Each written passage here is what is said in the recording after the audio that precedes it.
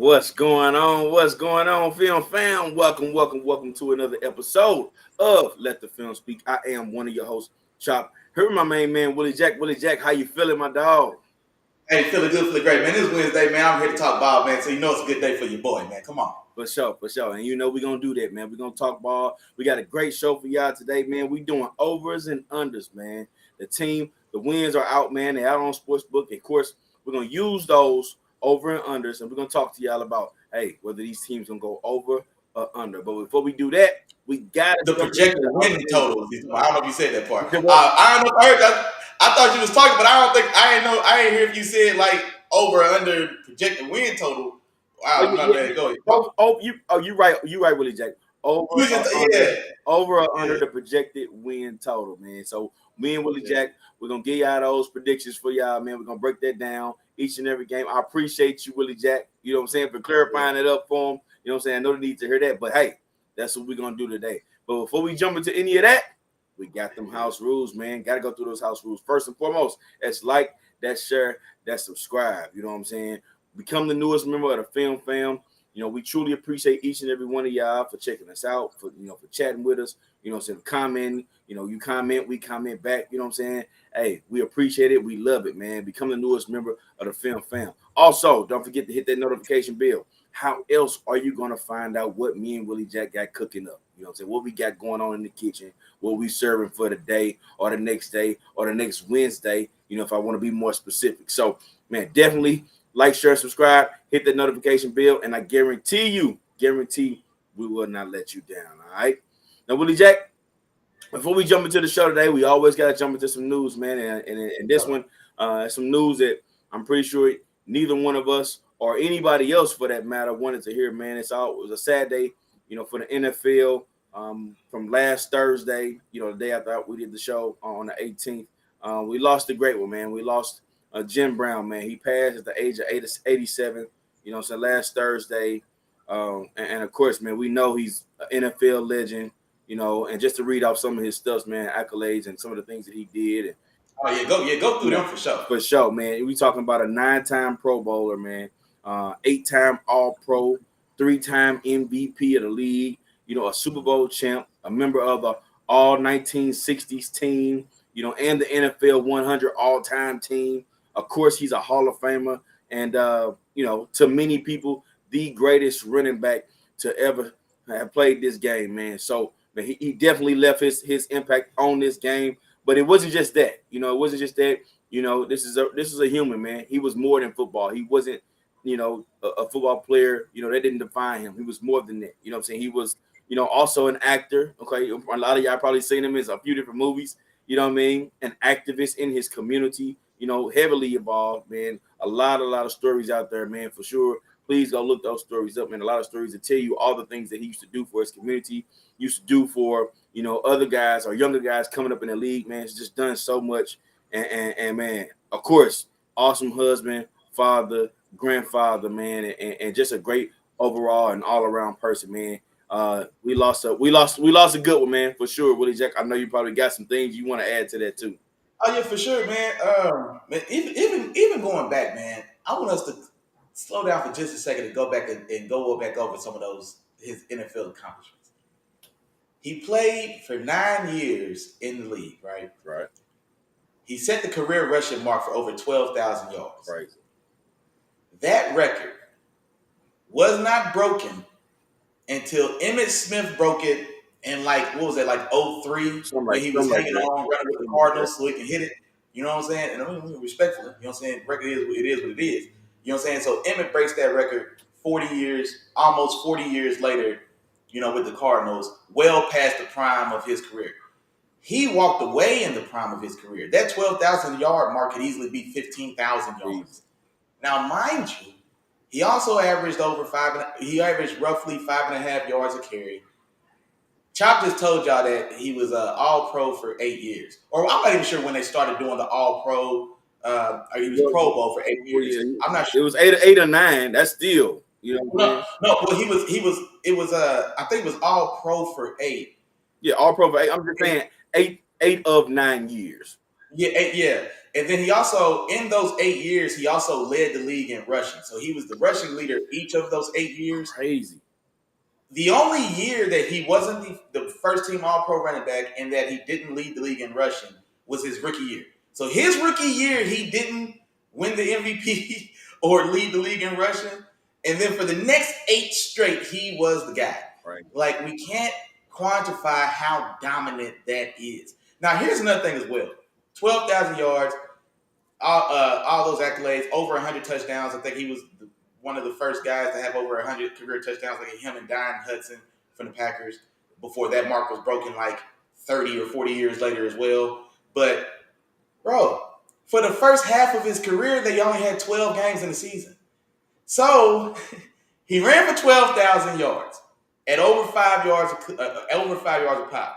And for the first half of his career, he only got to play 12 games. And then you know what they did to give him a break? They added 2 more games, Chop. So for the second half of his career, he got to play 14 games. We play 3 more games now today.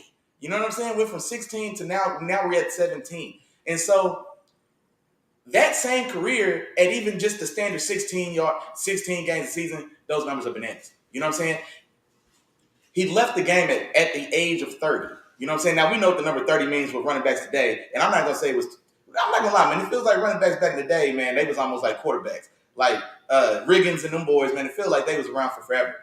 I think we're probably safe to say that Goat Brown probably had another good 2 in him. He had another good 2 or 3. No.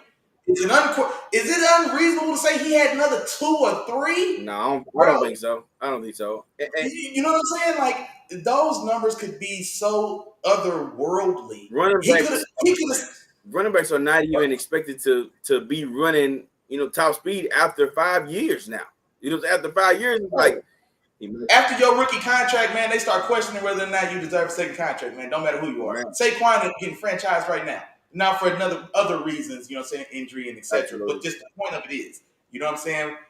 It's just unheard of, man. So the records, like the numbers and the records we see from like Jerry Rice for receivers, Tony Gonzalez for tight ends, he could have set those style. He did set those numbers, walking away early because it took Emmett 30, almost 40 years to break his record. We could still be chasing that record if he didn't walk away from the game.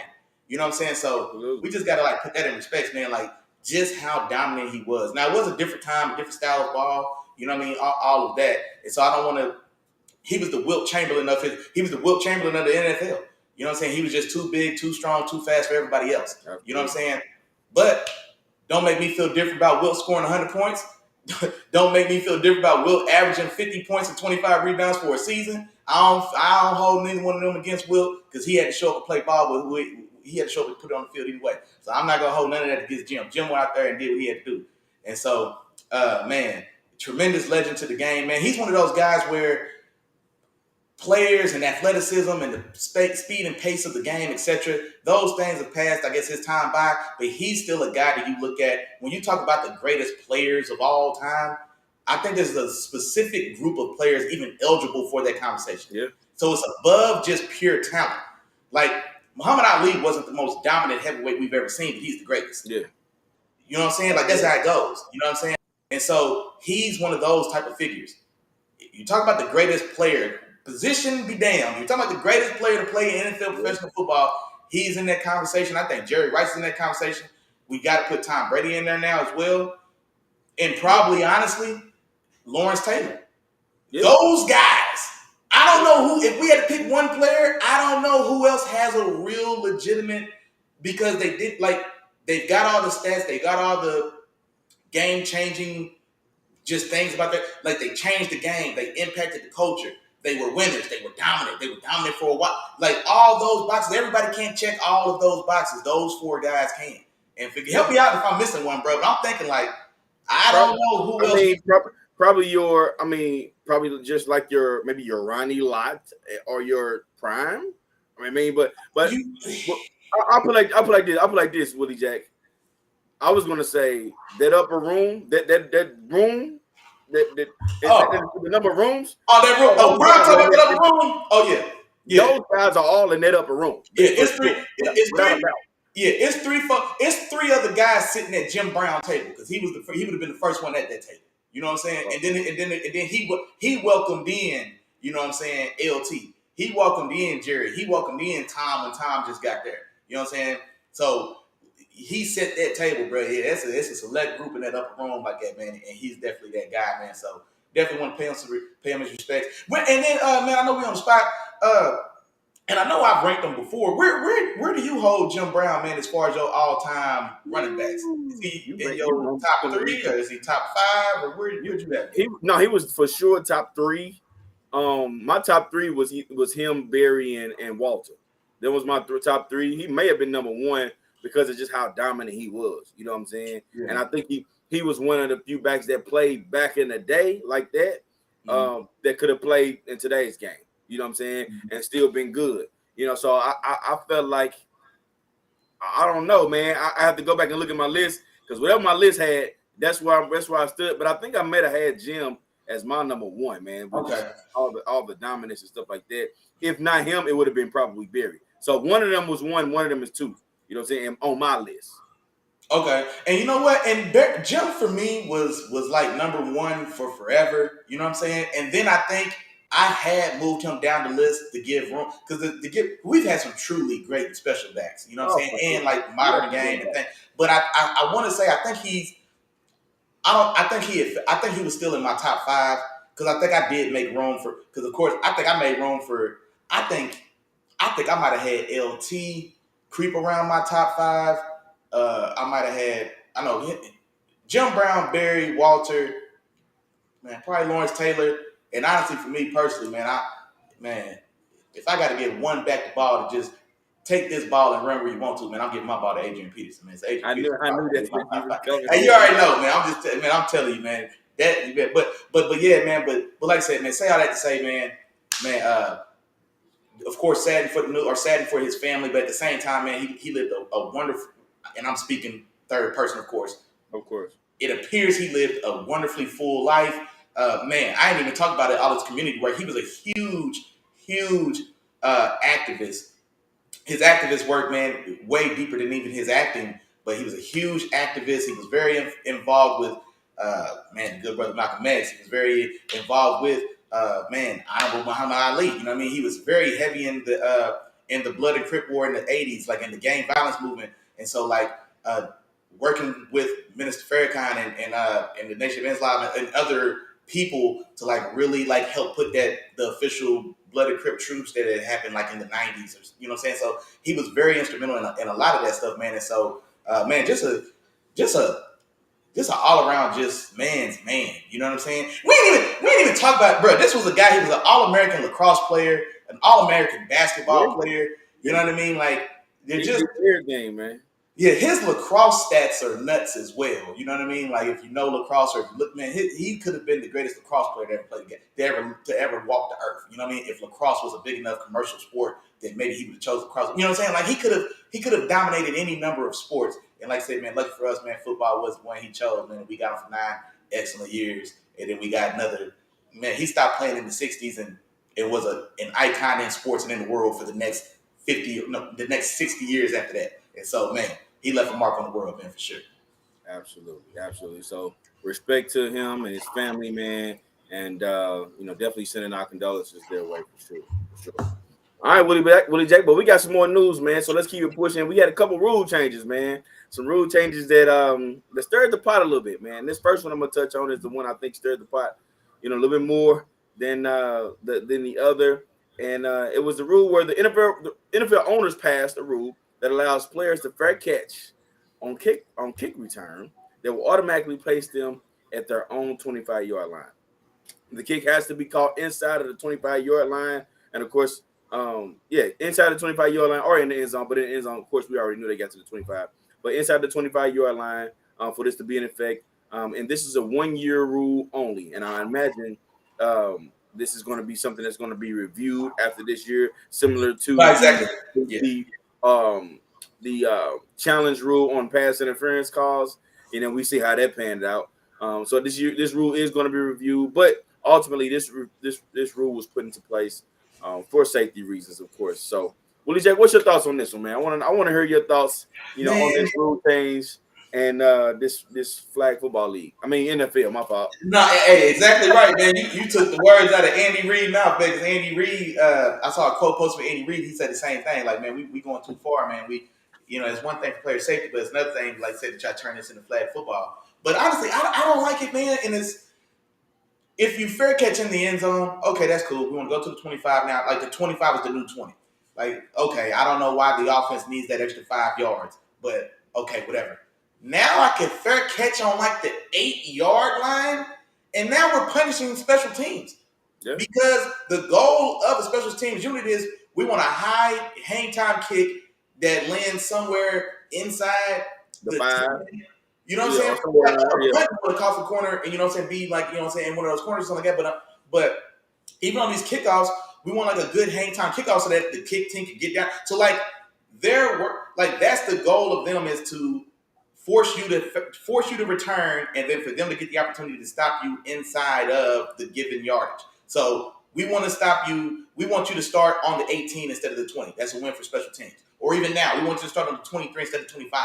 We want you to start on the 18 instead of 25, the 27. You know what I mean? So like, and we're taking that away. Now, these days anyway, there's so many kick touchbacks anyway, but there are instances where teams are playing for the short field in that way to make it that much tougher, make the offenses go that much further. And so now it's a give me now. You know what I mean? Like, there's still a chance, and the numbers are going to tell us one out of every 1,000 of those are fumbled or whatever. But the point is, a team that's down, I'm thinking of it in that way. Man, we got them down. We need a good kick. We got to get a stop. We can muff. We can strip. We can do whatever. They can get the offensive return team can get a crucial penalty and set themselves back. We take all of that out the way and just start them on the 25. That feels real 7-on-7ish. Or if I'm up and I want to run some clock off, it doesn't matter. The fair catch team, the team getting the ball can just fair catch it. No time goes off the clock, on this kickoff, and they start the ball at the 25 without a second running off the clock because I can normally squib kick it, or I can bring it a little bit shorter on purpose, and you got to return it, run about 5, 6, 7 seconds off. But now that's not the case. Well, no. Well, you can still squib, I believe, because I think you can only if the ball hits the ground, you can't fair catch it. So if you squib it, like is that what you're talking about?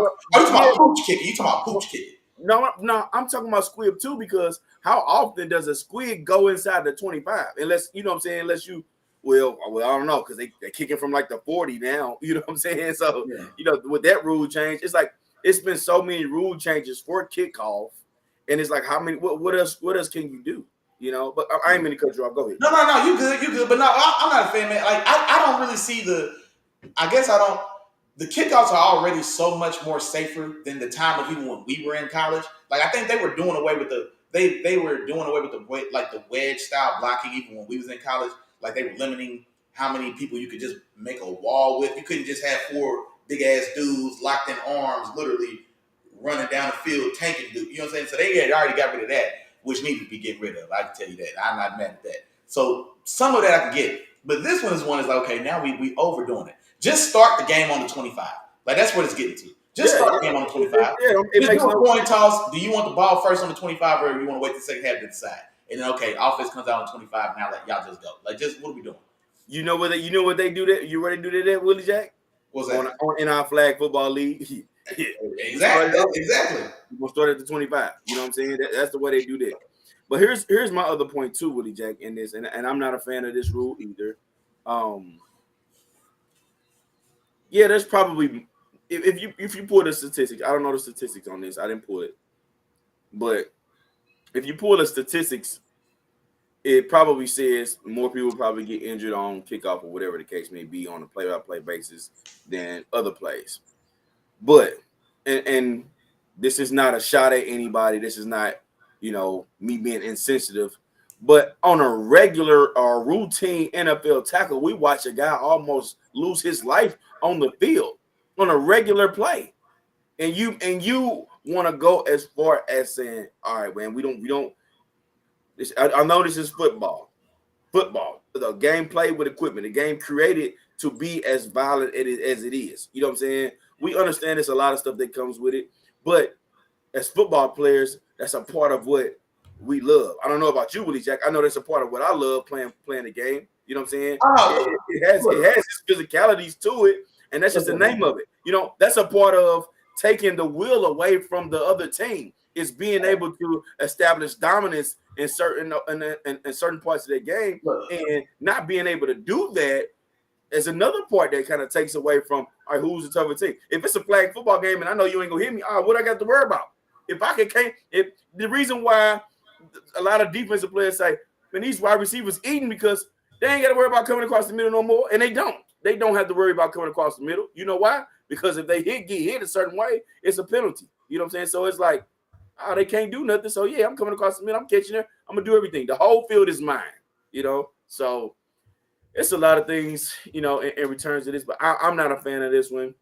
I hope this is a 1 year and done type rule, or maybe something they review after the preseason.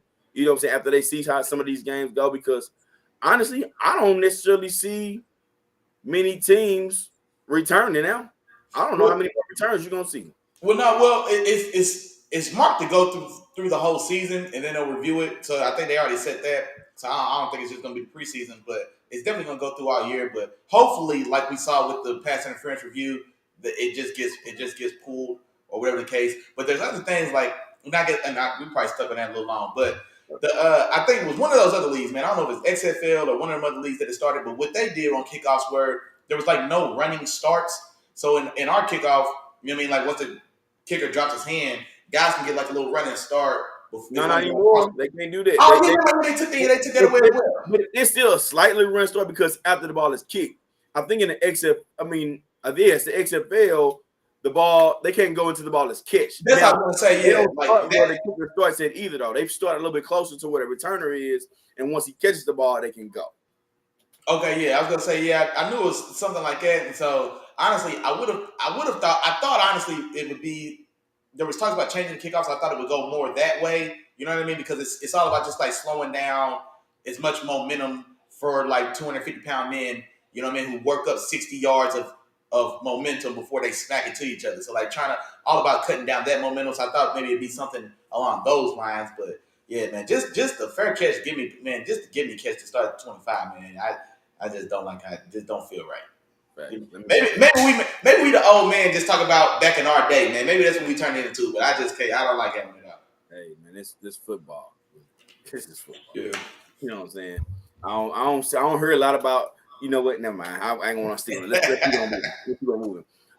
And other rule changes, man. The NFL teams will now be allowed to roster an emergency QB. Okay. Of course, this rule stems from the Eagles versus 49ers NFC Championship game last year, where, of course, we saw Brock Purdy go out and of course, Jimmy G not being able to play.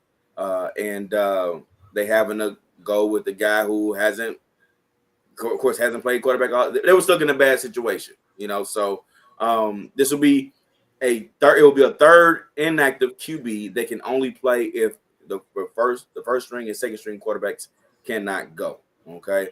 Willie Jack, what's your thoughts on this one, man? No, this one I don't mind, man, because the Niners, as we saw, you're already in such a deficit when you lose your starting quarterback anyway. And me and Chop, we've already kind of talked on the show how teams don't keep quality backups because quality backups make starters uncomfortable. So there's never going to be out. You know, we saw Joe Montana and Steve Young's time or whatever the case, but there's never going to be for most every team. The backup is a substantial downgrade from your starter. And so you're already at such a deficit. Then in this Niners game, if you should so happen to lose, was that Tyrod? No, not Tyrod. Josh Johnson, or who we signed a week before anyway. If you so happen to lose him in the same game, now what do you have to do? Are you going to be like the Niners where you have to contemplate whether or not you let C-Mac take quarterback snaps, or think about if your starting receiver, Debo Samuel, is going to take quarterback snaps? You know what I mean? Like, or do you go ahead and put back in your injured first stringer who would be playing if he could play? You know what I'm saying? So they chose to go that route. I still stand on, man. They should let C-Mac get in that thing, man, and make some shake. But that's the thing, though, man. Just the fact that a team was forced into that situation, and especially in the playoffs, man. one game away from the Super Bowl, and so that really is. It's a very unfair. I don't want to say unfair because injuries are part of this game as well. But all that said, man, this is one rule change I am happy to see. It's just a third guy. He can't be that great. Nobody's third guy is Peyton. You know what I'm saying? That third guy wasn't even good enough to be the second guy, and the second guy most times ain't worth a wood nickel. You know what I'm saying? In the grand scheme. And so he's taken snaps under center before. You know what I'm saying? In the league. You know what I mean? So if it had to be C-Mac or Debo, I don't know how many snaps they took between the two of them. I don't know if they had 50 NFL snaps between the two of them. I doubt it. Or if they have 10. You know what I'm saying? So at least at that point, you can at least function at the very minimalist level that you can. But so I don't mind that one. Like I said, he doesn't hurt against your game day roster because there's 53 people on a NFL roster, of course, but only 46 get to dress. I think it's 46, and so now you get to dress that 47th guy as your third QB. But honestly, he's gonna be holding the clipboard for the backup quarterback, and the backup quarterback's holding the clipboard for the starter and the OC. So like you just got another guy there in that group. You know what I mean? So he's that glorified guy there. But if the lightning should so happen to strike twice, like we've seen it happen in San Francisco, then now you've got a guy who can at least try to play varsity level football instead of whatever the Niners are forced to do. For sure. And I'm with you on that too, Willie Jack. Even though I feel like sometimes once one thing happens in the NFL, they tend to make a overly drastic move to change a rule to adjust that. Like even with this one, like when has this happened? You know, before this last season. You know what I'm saying? It doesn't happen a lot, but you know, the minute it happens, they make the rule change. But at the same time, this rule doesn't hurt. I'm okay with it. I'm okay with this rule being, you know, implemented. And yeah, it helps the team, and it makes that game a little bit more watchable. If we replay it and this rule is in play, it makes that game more watchable. Here's another thing. I'm gonna throw this at you. What if Trey Lance was the starter, and during that game he gets hurt, then Jimmy G gets hurt, and Brock Purdy makes his appearance. It could happen then instead of like down the line. That's crazy. It would have been the same Brock Purdy at that point, so they still get watched. I still think they would have lost, but they still get watched. It'd have been crazy though. Crazy to think about. Yeah. But at least they'd have been playing 11 on 11. I mean, they were playing 10 on 11, man. It just wasn't fair at all. Like it was legitimately 10 on 11. Yeah. I'm with you there, Willie Jack. All right, Willie Jack. Well, yeah, man, that wraps up the news for this particular episode here, man. And Willie Jack, of course, we got our overs and unders, man. Our overs and unders coming up next, you know, in terms of win totals. And before we go into that, man, I think it's about time you go ahead and talk to them, man. Let them know what's going on, man. Let them know, you know, where they can find us, Three Amigos, all that, the whole shit and dig. Let them know what's going on. Oh, hey, there you go, man. Today's episode of Let the Field Speak, hosted by the wonderfully intelligent, attractive young brothers from Let the Field Speak. That's Chop, the main man, Willie Jack. Brought to you by the good brothers at the Three Amigos, man. That's like, that, share, that, subscribe, man. That's three the hard way. That's 3-piece spicy. You cannot go wrong. Now, you know we say the same thing every week. You can say it when we're at home. There's Three Amigos, but there's 4 parts to this process, big dog. There's 4 phases before you get home and score, man. First, just tap in. We make it real easy, man. Just tap in. Just holler. Like, share, subscribe. Just tap in with Three Amigos, man. Then tell a friend. You know what I'm saying? Then tell a friend. Tap in, tell a friend. Tell your friend to tell a friend.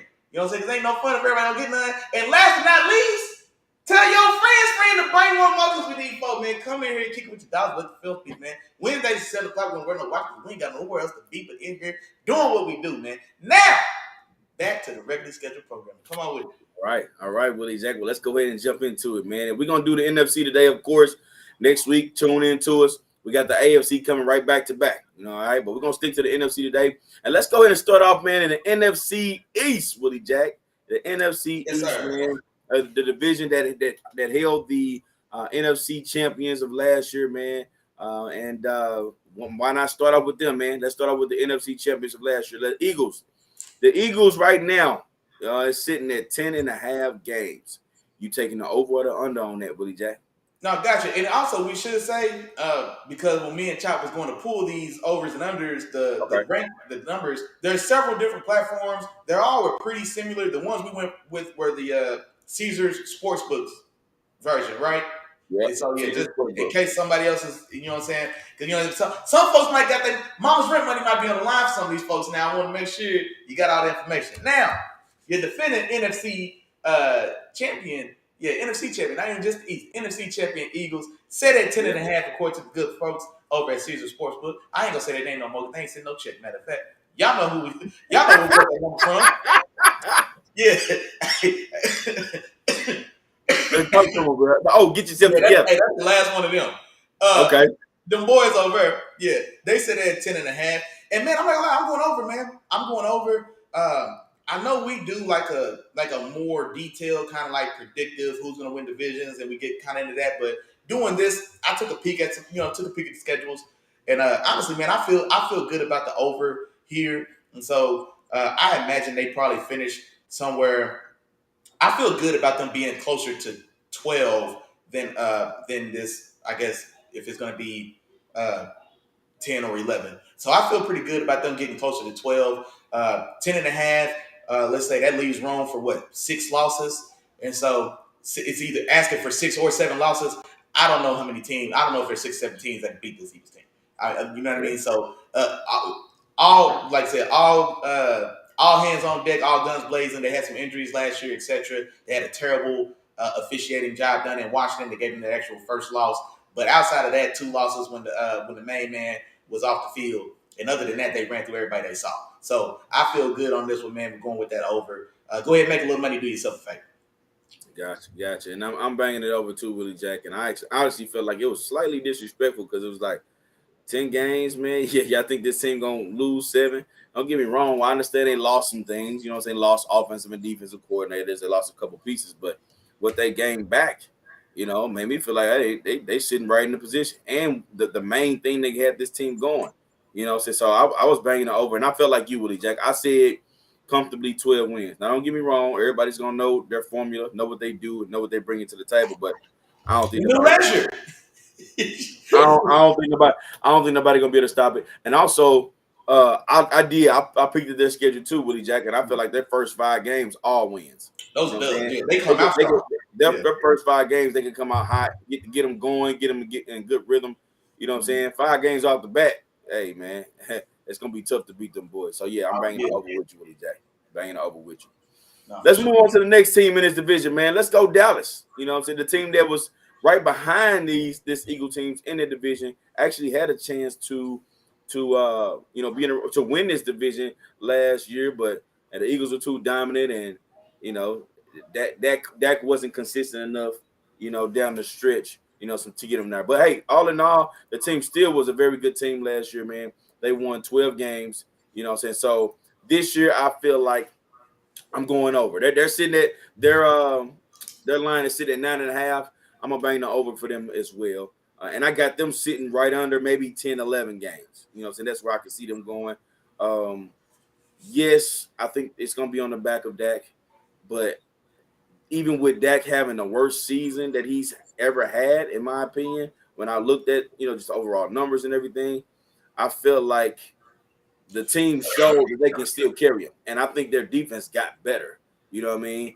And I also don't think that Dak is going to have as bad of a season he's just had. Like I said, that was his worst season ever. In 12 games, he threw 15 interceptions, which is his highest total ever.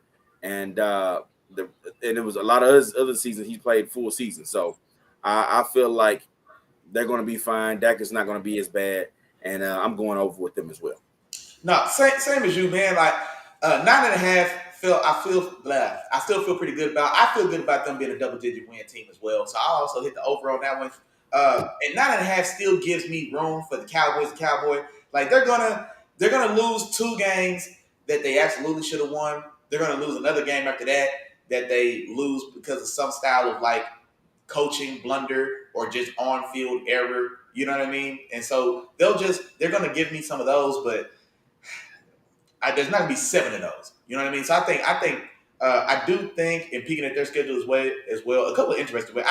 The more and more I think about it when I see it too, that Chargers game on the road, letting Kellen Moore go against his old team's defense that I'm sure he's tore up in practice over and over again. So I really am getting more and more excited to see that game, especially being on the road with the Chargers.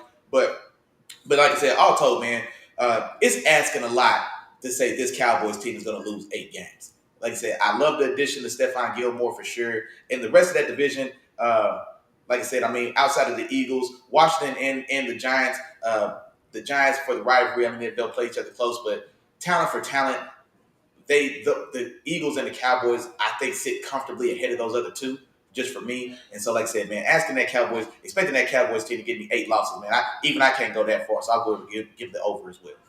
For sure, Willie Jack. I agree with a lot of what you said.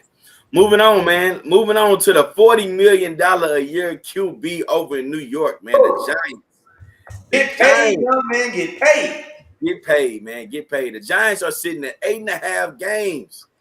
Talk to me, Willie Jack. This is where it gets interesting right here, baby.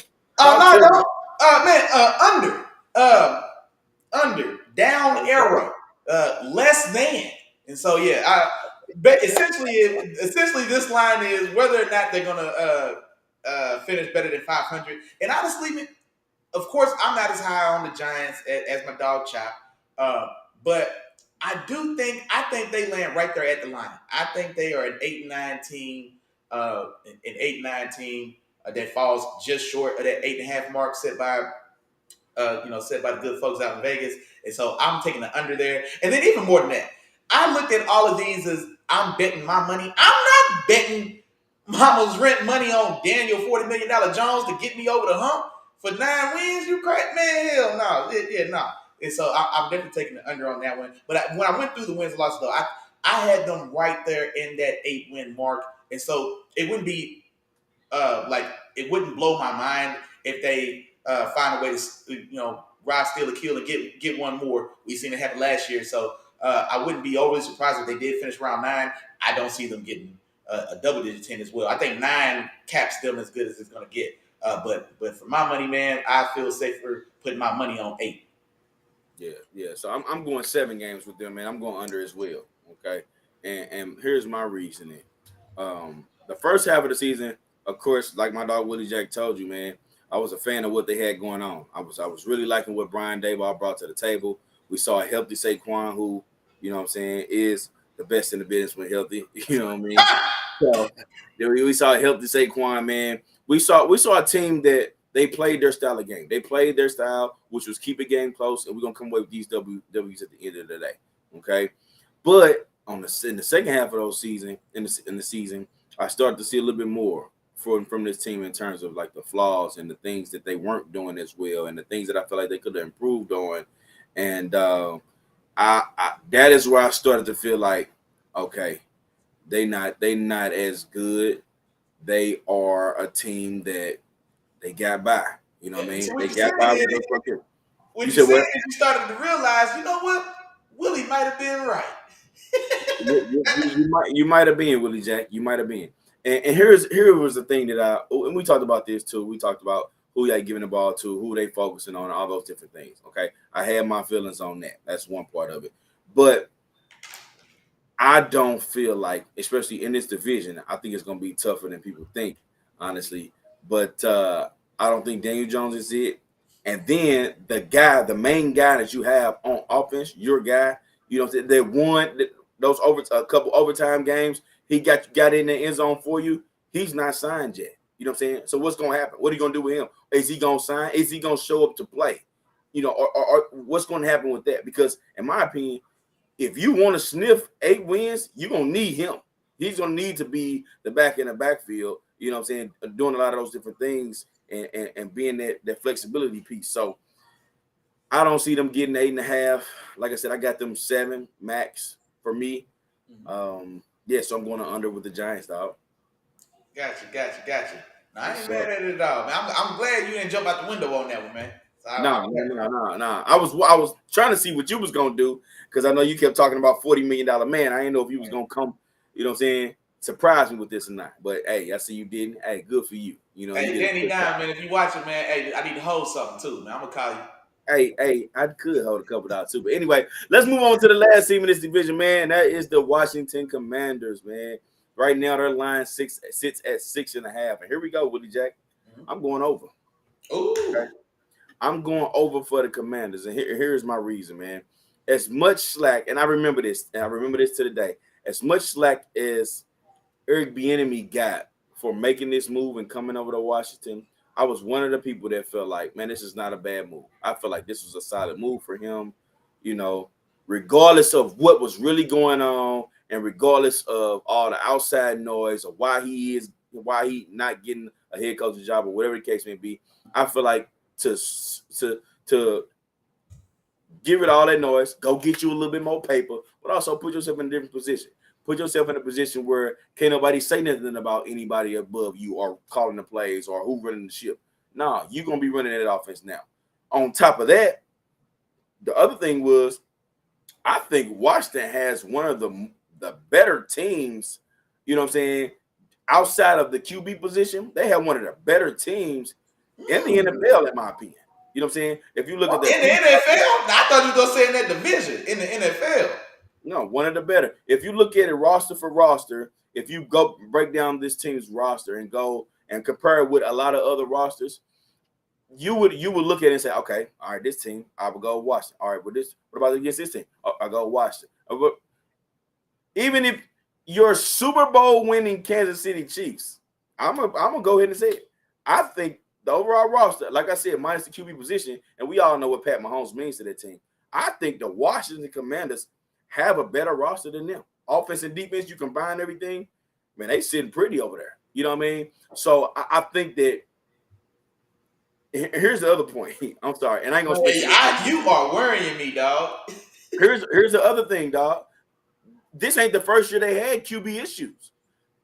Last year, the last 3 years, their combination at quarterback was Taylor Heineke, Carson Wentz, and Alex Smith.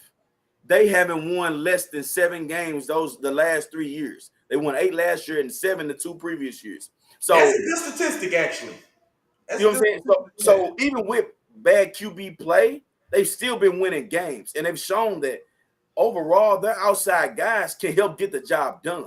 You know what I'm saying? So I feel like this team is going to do it again, and then you put Bieniemy behind them, put a little bit more creativity with this offense. You know what I'm saying? I think they're going to be okay. I don't think they're going to be a playoff team. No, that's not what I'm saying.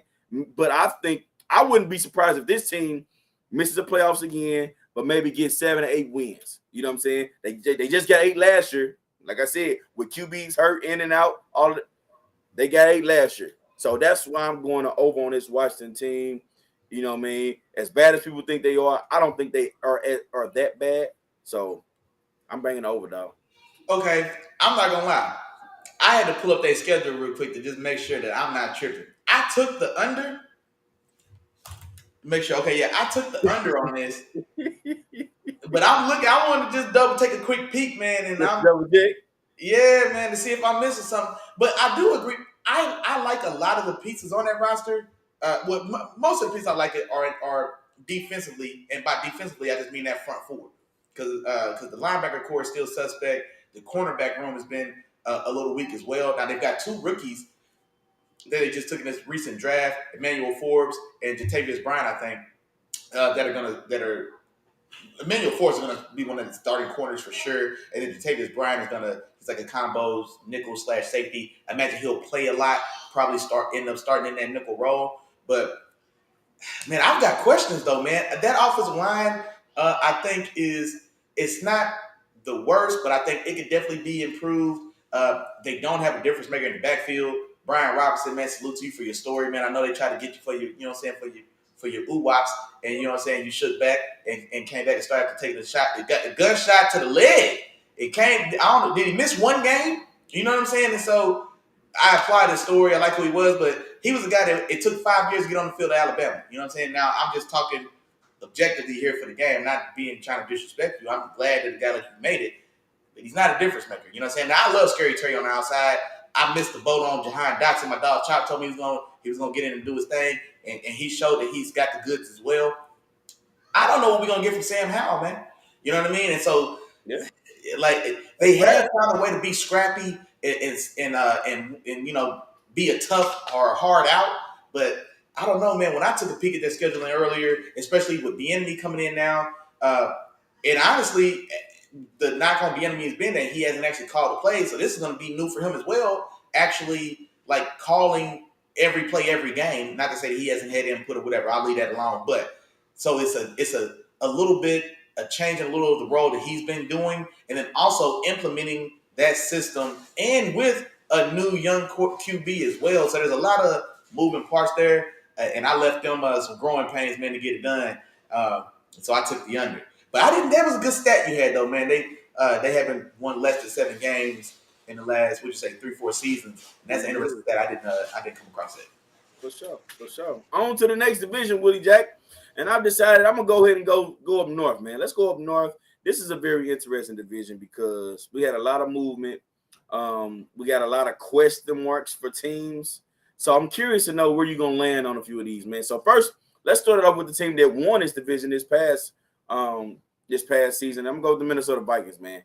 The Minnesota Vikings, even after that season last year, man, with the season that they had last year, they won 13 games now. 13 games last year.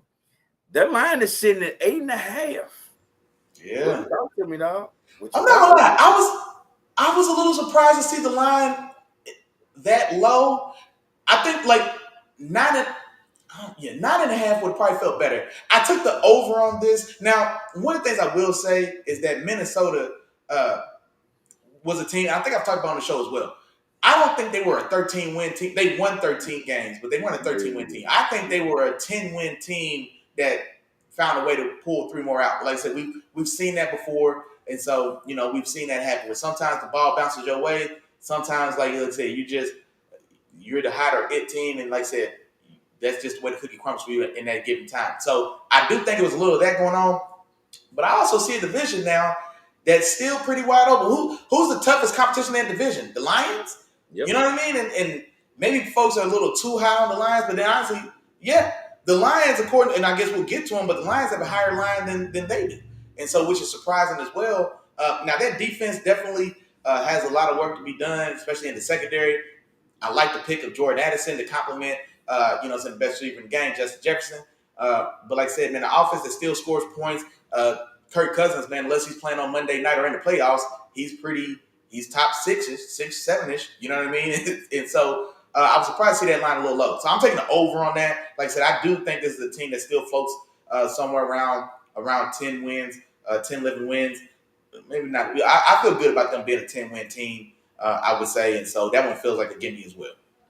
Gotcha. And I'm with you on that too, Willie Jack. I went over on that just because I feel like they are a 9 or 10 win team too.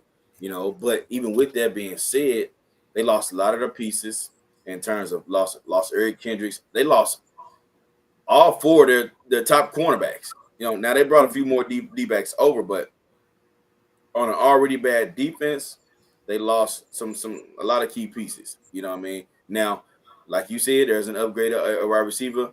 Now, my question is with Dalvin Cook. Is Dalvin Cook going to be the starting running back for this team at the beginning of the season? My money is on, I don't know if he's going to be there. I think Dalvin Cook may find his way on another team before the season starts and Alexander Madison, takes over. Now, I don't think that brings this, I don't think that's like oh man, that knocks off 4 wins right there. I don't think it's that, but I do think it takes him down just a little bit with Dalvin Cook's explosiveness and vision, as Willie likes to mention a lot, and just his overall skill. But this team has a few question marks, but I still, at the end of the day, with Cousins, manning that ship in his second year, being under the QB of the under the former offensive coordinator for the Rams, I think they still gonna be pretty solid second year in that offense, and they're gonna be pretty good. So I'm gonna give them over that 8.5 games, man. No, for sure. And honestly, I'm curious to see what that defense looks like going next year as well, man. Brian Flores going over there to be the defensive coordinator, the new defensive coordinator there. And like I said, man, they've got a new DB room for sure. They've also got some young guys I'm excited to see, man. They drafted Lewis Sign at safety. Ooh, was that Clemson? I can't remember now off the top of my head. Lewis Sign and then Andrew Booth as well, man, were guys that I want to say 2 years ago when they were both coming out. I think they were both guys. I don't know if they were in my top 5, but they were probably in that mix of like 4, 5, 6, 7, somewhere in there. So guys I remember looking at when they were coming into the league. But both those guys were injured. I don't think they played much, if any, at all last year. So there'll be new pieces there. But just curious to see what that defense looks like going forward now with Brian Flores coming over and putting his stamp on it. Gotcha. All right, Willie Jack, and I'm gonna go ahead and go to the team we already mentioned in this division, man. Let's go to the Detroit Lions, man. The Detroit Lions, their line is sitting at 9.5, and I'm gonna go over on this one, man. I'm gonna go over on the Lions. I feel like they are gonna be the team to take over this division, and if I got the Vikings over from 8.5, got them at 9 or 10 wins, I'm giving the Lions 10 or 11 wins. All right, 10, 11 wins. That means they have what? 6 or 7 losses. I think they can do that. I think it's totally that this is a team that totally can do that. I think their offense is going to be explosive again. I peeked at their schedule. Their schedule is not as tough. You know what I'm saying? They're gonna have some games, but overall it's not as tough. But even if it is tough, I think they're going to be a team they're gonna fight. Behind Dan Campbell, they're gonna fight. They're gonna be feisty. You know what I'm saying? They're gonna be in a lot of these games. And as my dog Willie Jack says, man, if we don't know nothing else, hey, they putting up 30. You know what I'm saying? Jared Goff going for 30. Jared Goff going for 30, man. So yeah. I think that this team can do that, and I think their defense is going to be slightly better than what we've seen from them last year. So yeah, man, I'm going over. They win in this division at 10 with 10 or 11 wins, man. I'm not gonna lie, man. I took the under on these lines, man. But the reason why is I think they finished right there at 9 wins. I couldn't get them to 10, and so I went through. You couldn't get them to double digits. Because honestly, I think they start 0-2. They get offered up as the sacrificial lamb for the Chiefs to celebrate their Super Bowl to start the season. Hey, I told you already. Well, Chop's feeling a little froggy on that one. Upset alert.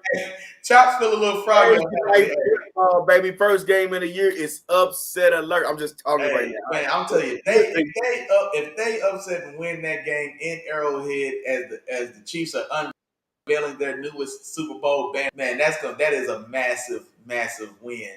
But honestly, man, I think that's an uphill fight, man. I got them losing there. Then week 2, they gonna owe the road to the Seahawks, to Seattle, which is now I'm higher on Seattle than just about anybody I've seen on TV or anybody I've talked to. So I am a little higher on Seattle for sure. But regardless of how I feel about Seattle overall, going to Seattle and playing in Seattle is never an easy task. No, you know what I'm saying? And so just on the strip of just, you know what I'm saying? So that's already just a difficult place to play anyway. And so I think they start 0-2, man, and then they got to dig themselves out a little bit of a hole. But then, like I said, man, I didn't like how their schedule fell out, man. Not to get into double-digit wins, man. Not to get to 10. Also reminded myself as well, they're going to be without a handful of their expected starters or expected players in the receiving room for the first 6 weeks, namely Jameson Williams. But he missed so much time last year, which is a fair point to say. But still at the same time, man, if you're making a push to go and get, 10, 11, maybe 12 wins and win this division, man, you need all hands on deck.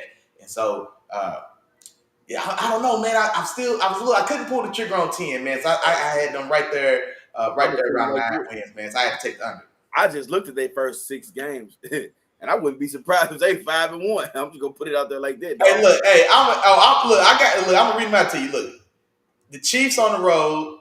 Oh no, that Seahawks game is at home. I thought that Seahawks game is on the road, but that's at home. At KC, that's a dub. At home against Seattle, that might be the one. That's it.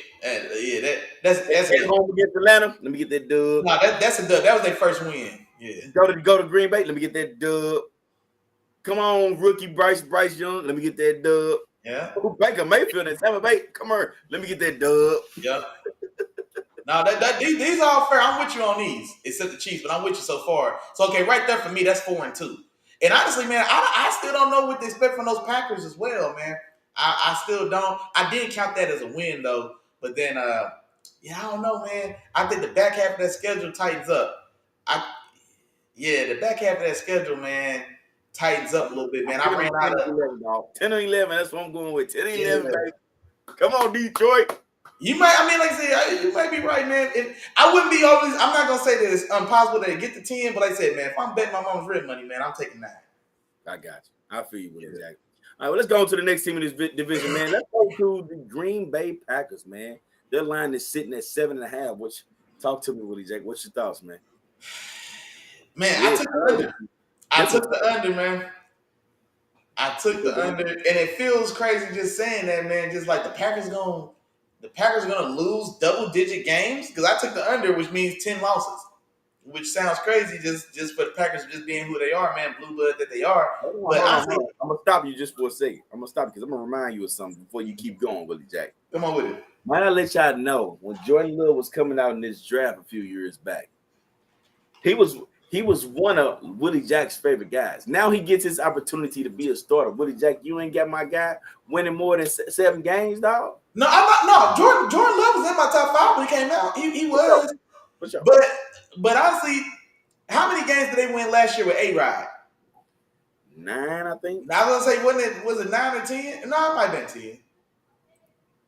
They won. It was 8. They was 8-9.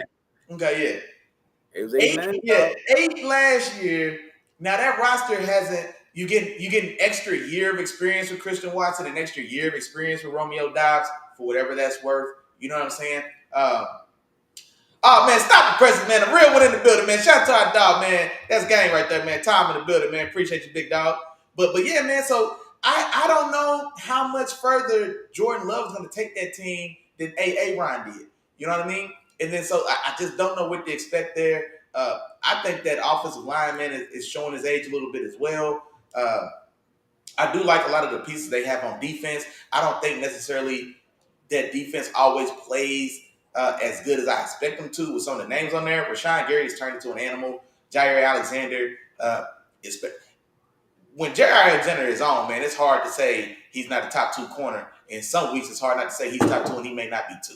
You know what I mean? So I was a big Jair Alexander fan coming in, so I might be a little heavy. But when he's on and he's right, he's a top 3 corner in the league for me for sure. You know what I'm saying? So, like I said, I got some questions there. I do think the Lions are a lot better. I think the Lions have jumped them for that second spot in the division, and I think the Vikings still probably hold that lead because they're just the most, I guess, I would say they're the most stable at the skill positions. So I feel good. I feel safer with Kirk Cousins than I do Jared Goff.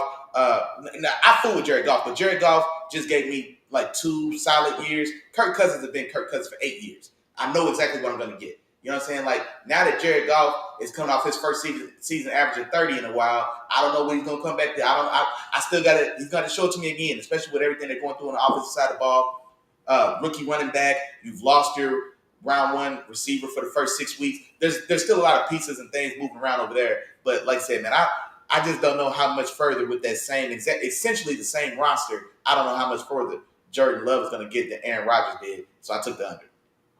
Gotcha. And I talked that trash, Willie Jack, but I'm going under too, man. I got this team getting at about anywhere from 5 to 7 wins, man. 5 to 7 wins. Yeah. I see them sitting up in there. As you see it, man, the struggles. I do think this wide receiver room is going to get better. I just don't have as much faith in Jordan Love. You know what I'm saying? Even when Jordan Love came in and replaced Aaron Rodgers for a couple games when Aaron Rodgers was injured, the offense looked totally different. You know what I'm saying? It might have been one of those MVP years, too. He played like a game or 2. That offense looked totally different from when Aaron Rodgers was playing quarterback and when Jordan Love came in. You know, and I just don't know if he's going to be the future of this team. They're going to find out a lot this year, you know, and they're going to find out if he's going to be the guy or not. You know, this is what, year 4, year 5 in the league? So, I think this is going to be his 4th year, I believe. Yeah, so year 4 in the league. No. We lying. He's going to his 5th. Remember the 5th-year option stuff, so he's going to his 5th. Yeah. So, you know, they declined the 5th-year option and they signed him, right? Yeah. Okay. So, 5th year in the league. This is it for Jordan Love. You're gonna get a full start. You're gonna get a full chance. You number 1. You're gonna be first team reps all off season, all training camp, all of that stuff. This is you, man. This is for you. This is for you to come in and show whether you can be a starter in this league or whether you're a backup, and you know that's gonna be more so your role. So this is a lot of this is on Jordan Love. I still like a lot of the pieces that Green Bay has in terms of like the defense and players like that, but it's a lot of that's gonna be on you, man. It's gonna be on you, Jordan Love. Let's see what you got, man. Let's see if you can continue and keep this train rolling from Brett Favre to Aaron Rodgers and now you. So we'll see what happens here. Hey, shout out to our dog. Tom, man, and them terrible Texas, man. Texas going for 8 wins. Look here, man. I tell you, I don't know what kind of odds you're gonna get on that, Tom, but I imagine they crazy. So, at 1,500 to 1, man, yeah, you should definitely put a couple dollars on the Texas. Tune in next Wednesday. The AFC. When we bring the AFC, we definitely gonna do the Texans. You know what I'm saying? So tune in next week to us, and we got your back, man. Wednesday nights at 7. For those who don't know, man, or for those who just tuned in, that's what time we checking in. But let's go to the last team in this division, Willie Jack, and let's go to the Chicago Bears, man. Chicago Bears sitting at 7.5. Woo. Mm-hmm. This one right here was tough for me, okay? Because I for sure think they're going to improve off last year's performance. Now, I mean, that's not saying too much. Last year, they won 3 games. Mm-hmm. But I don't know if they're going to get to 7. You know what I mean? You know what? I'm going to go over because I'm giving them 8. Ooh! I'm going over because I'm giving them 8. And here's the other reason, too. This division is so fickle or stodgy, where I feel like this division is going to be they can steal some games in this division, put it like that. Okay. I wouldn't be surprised if the Bears stole a game from both the Detroit Lions and the Minnesota Vikings. I don't think, because I don't know if this division is going to be consistent all the way. Like, it's other divisions I can look at and say, oh yeah, this team is going to probably sweep a couple of these teams in their own division. In this division, it may not be that way. They may steal a couple wins that way. Justin Fields is good enough to steal a couple wins on his own, you know. So with that being another year under his belt, thinking that he will improve, the other pieces they've added to this team, and hopefully them staying healthy, especially at the offensive line position, I'm gonna go ahead and I'm gonna ride with Jay. I'm gonna ride with Justin Fields again another year, man. I'm gonna ride with him for 8 games. You know what I'm saying?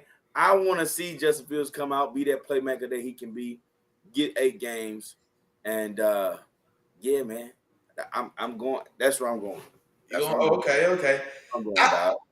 I took the under on this one, but just under. I do think they wind up somewhere around 6-7 wins, and so just like you said, I do think they steal a game from the Lions. I don't think it's out of the question that they split with the Packers, and so and then I've been looking through. I think they played the Cardinals as well, which the Cardinals for me are looking like they may be the worst team in football this year. Because I really don't know if Kyler is realistically going to play at all this year. And so now if Kyler's smart, he will, because he needs to get some wins so they don't get the number 1 pick, because he don't want to get replaced in this next draft. Because Caleb Williams going. I don't think they'd do that anyway. They would too. Kyler got there because they threw away the number 1 first-round quarterback.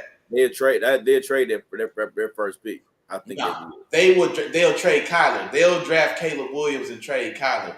Guaranteed. All the smoke and all the stuff that came out, that organization can't stand him. He's got him handicapped. There's a lot of. I like that point of view. I like that popular on that team, even with his teammates.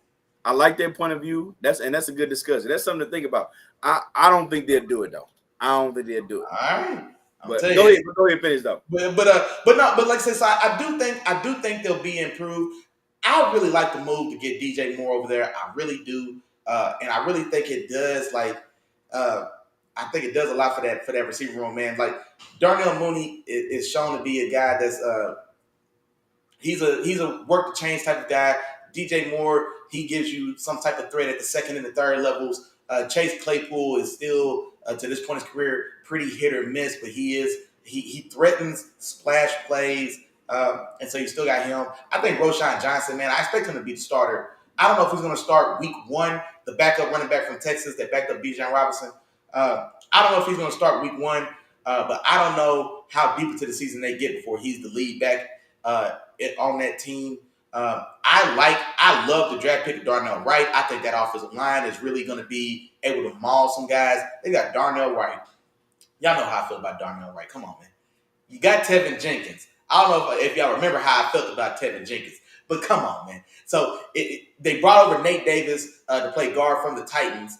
and he was a very key and instrumental guy in that inside zone scheme that's helped Derrick Henry be the back that we've seen him be. So they've got real beef up front for a team that wants to get behind a dynamic run game with a talented runner like Jalen Fields, and then you bring in a guy like Roschon Johnson, man, which I think could really excel as like a one cut hit the hole and go type of back, man, right downhill and run till he hits his head on something. You know what I mean? So I do like that. I think that defense, they still need some type of pass rush threat or some type of real pass rush threat to emerge to kind of help bring that group together.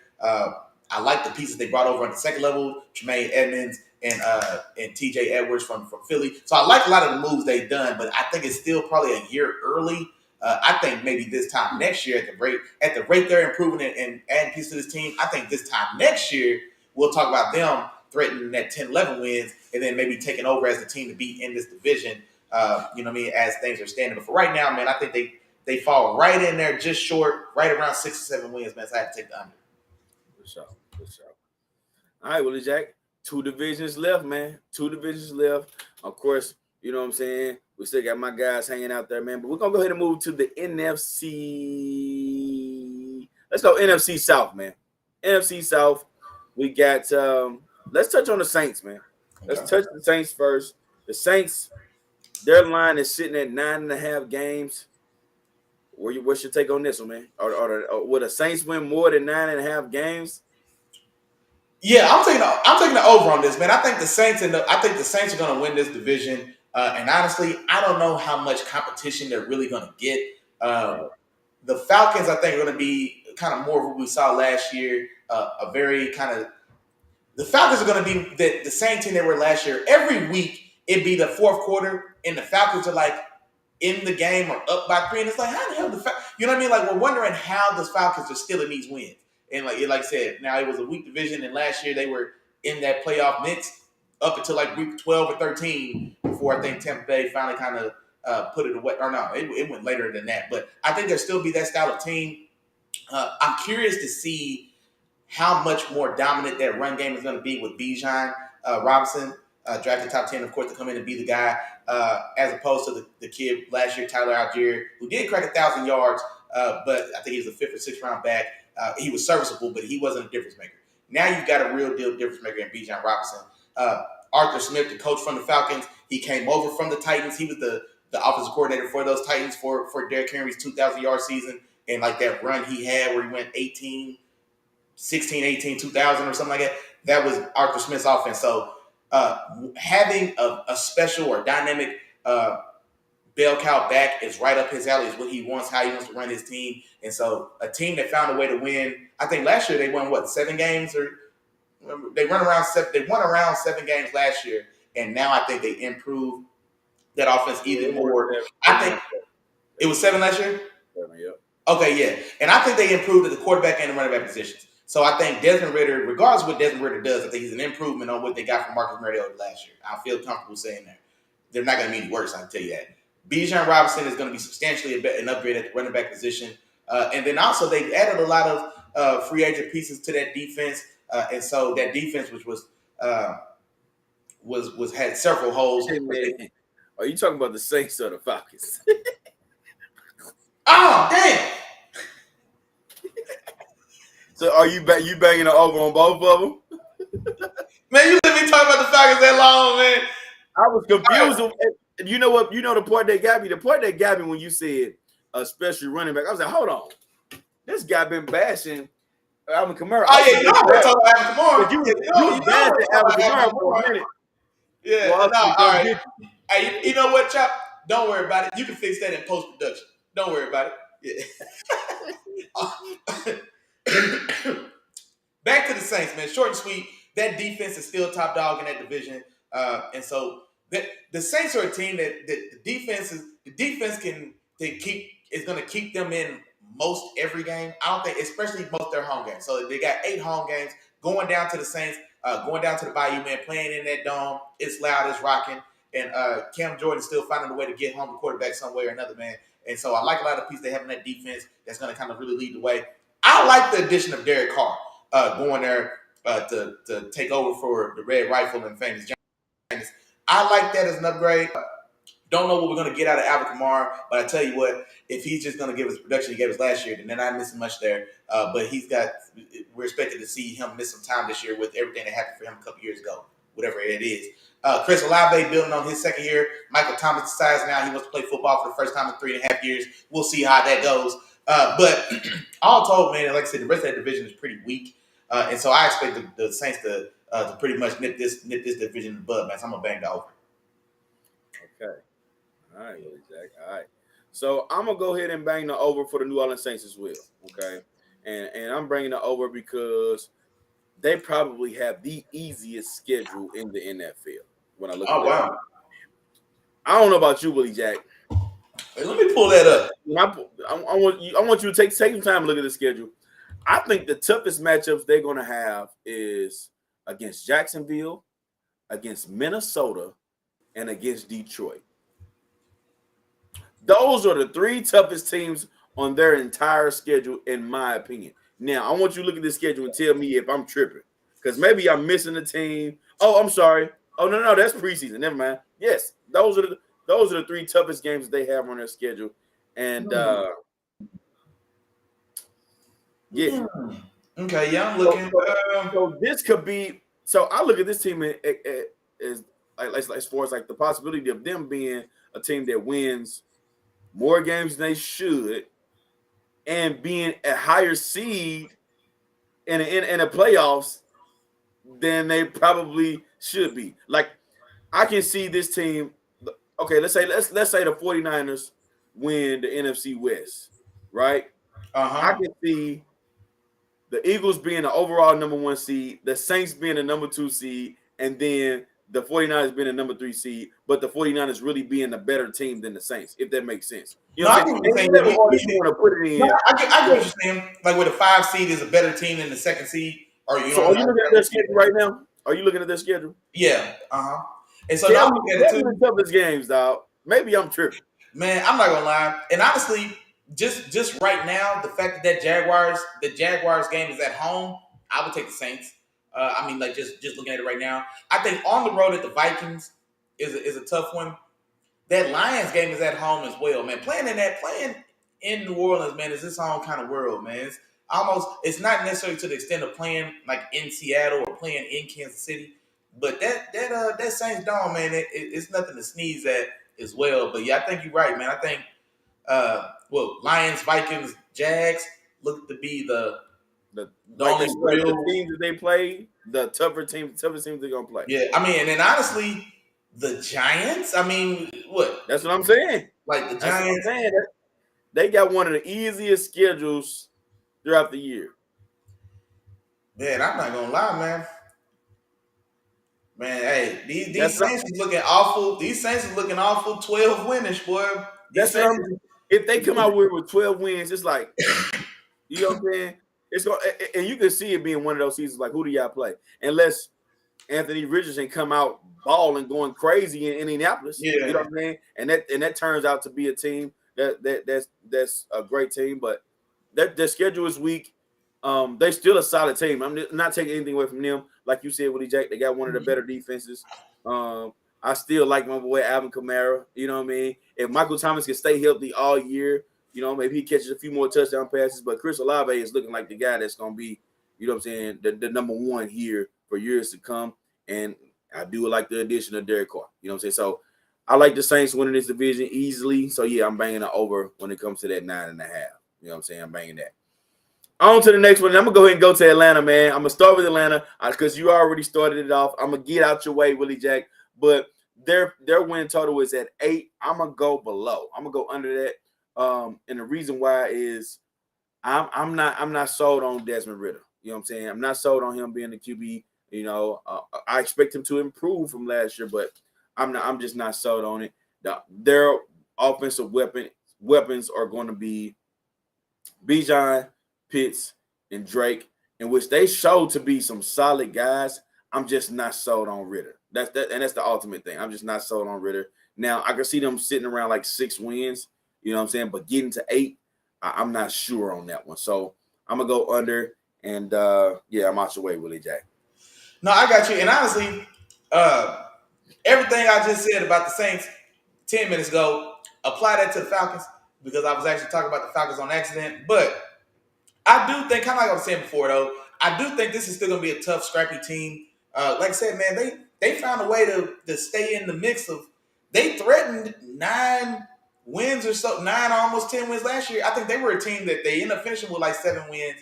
I think they had 2 or 3 more games that they lost. Remember, they were losing games at like the very end of the game. They were losing games on like the last play, and weird games like that. So this was a team that threatened 9 wins last year.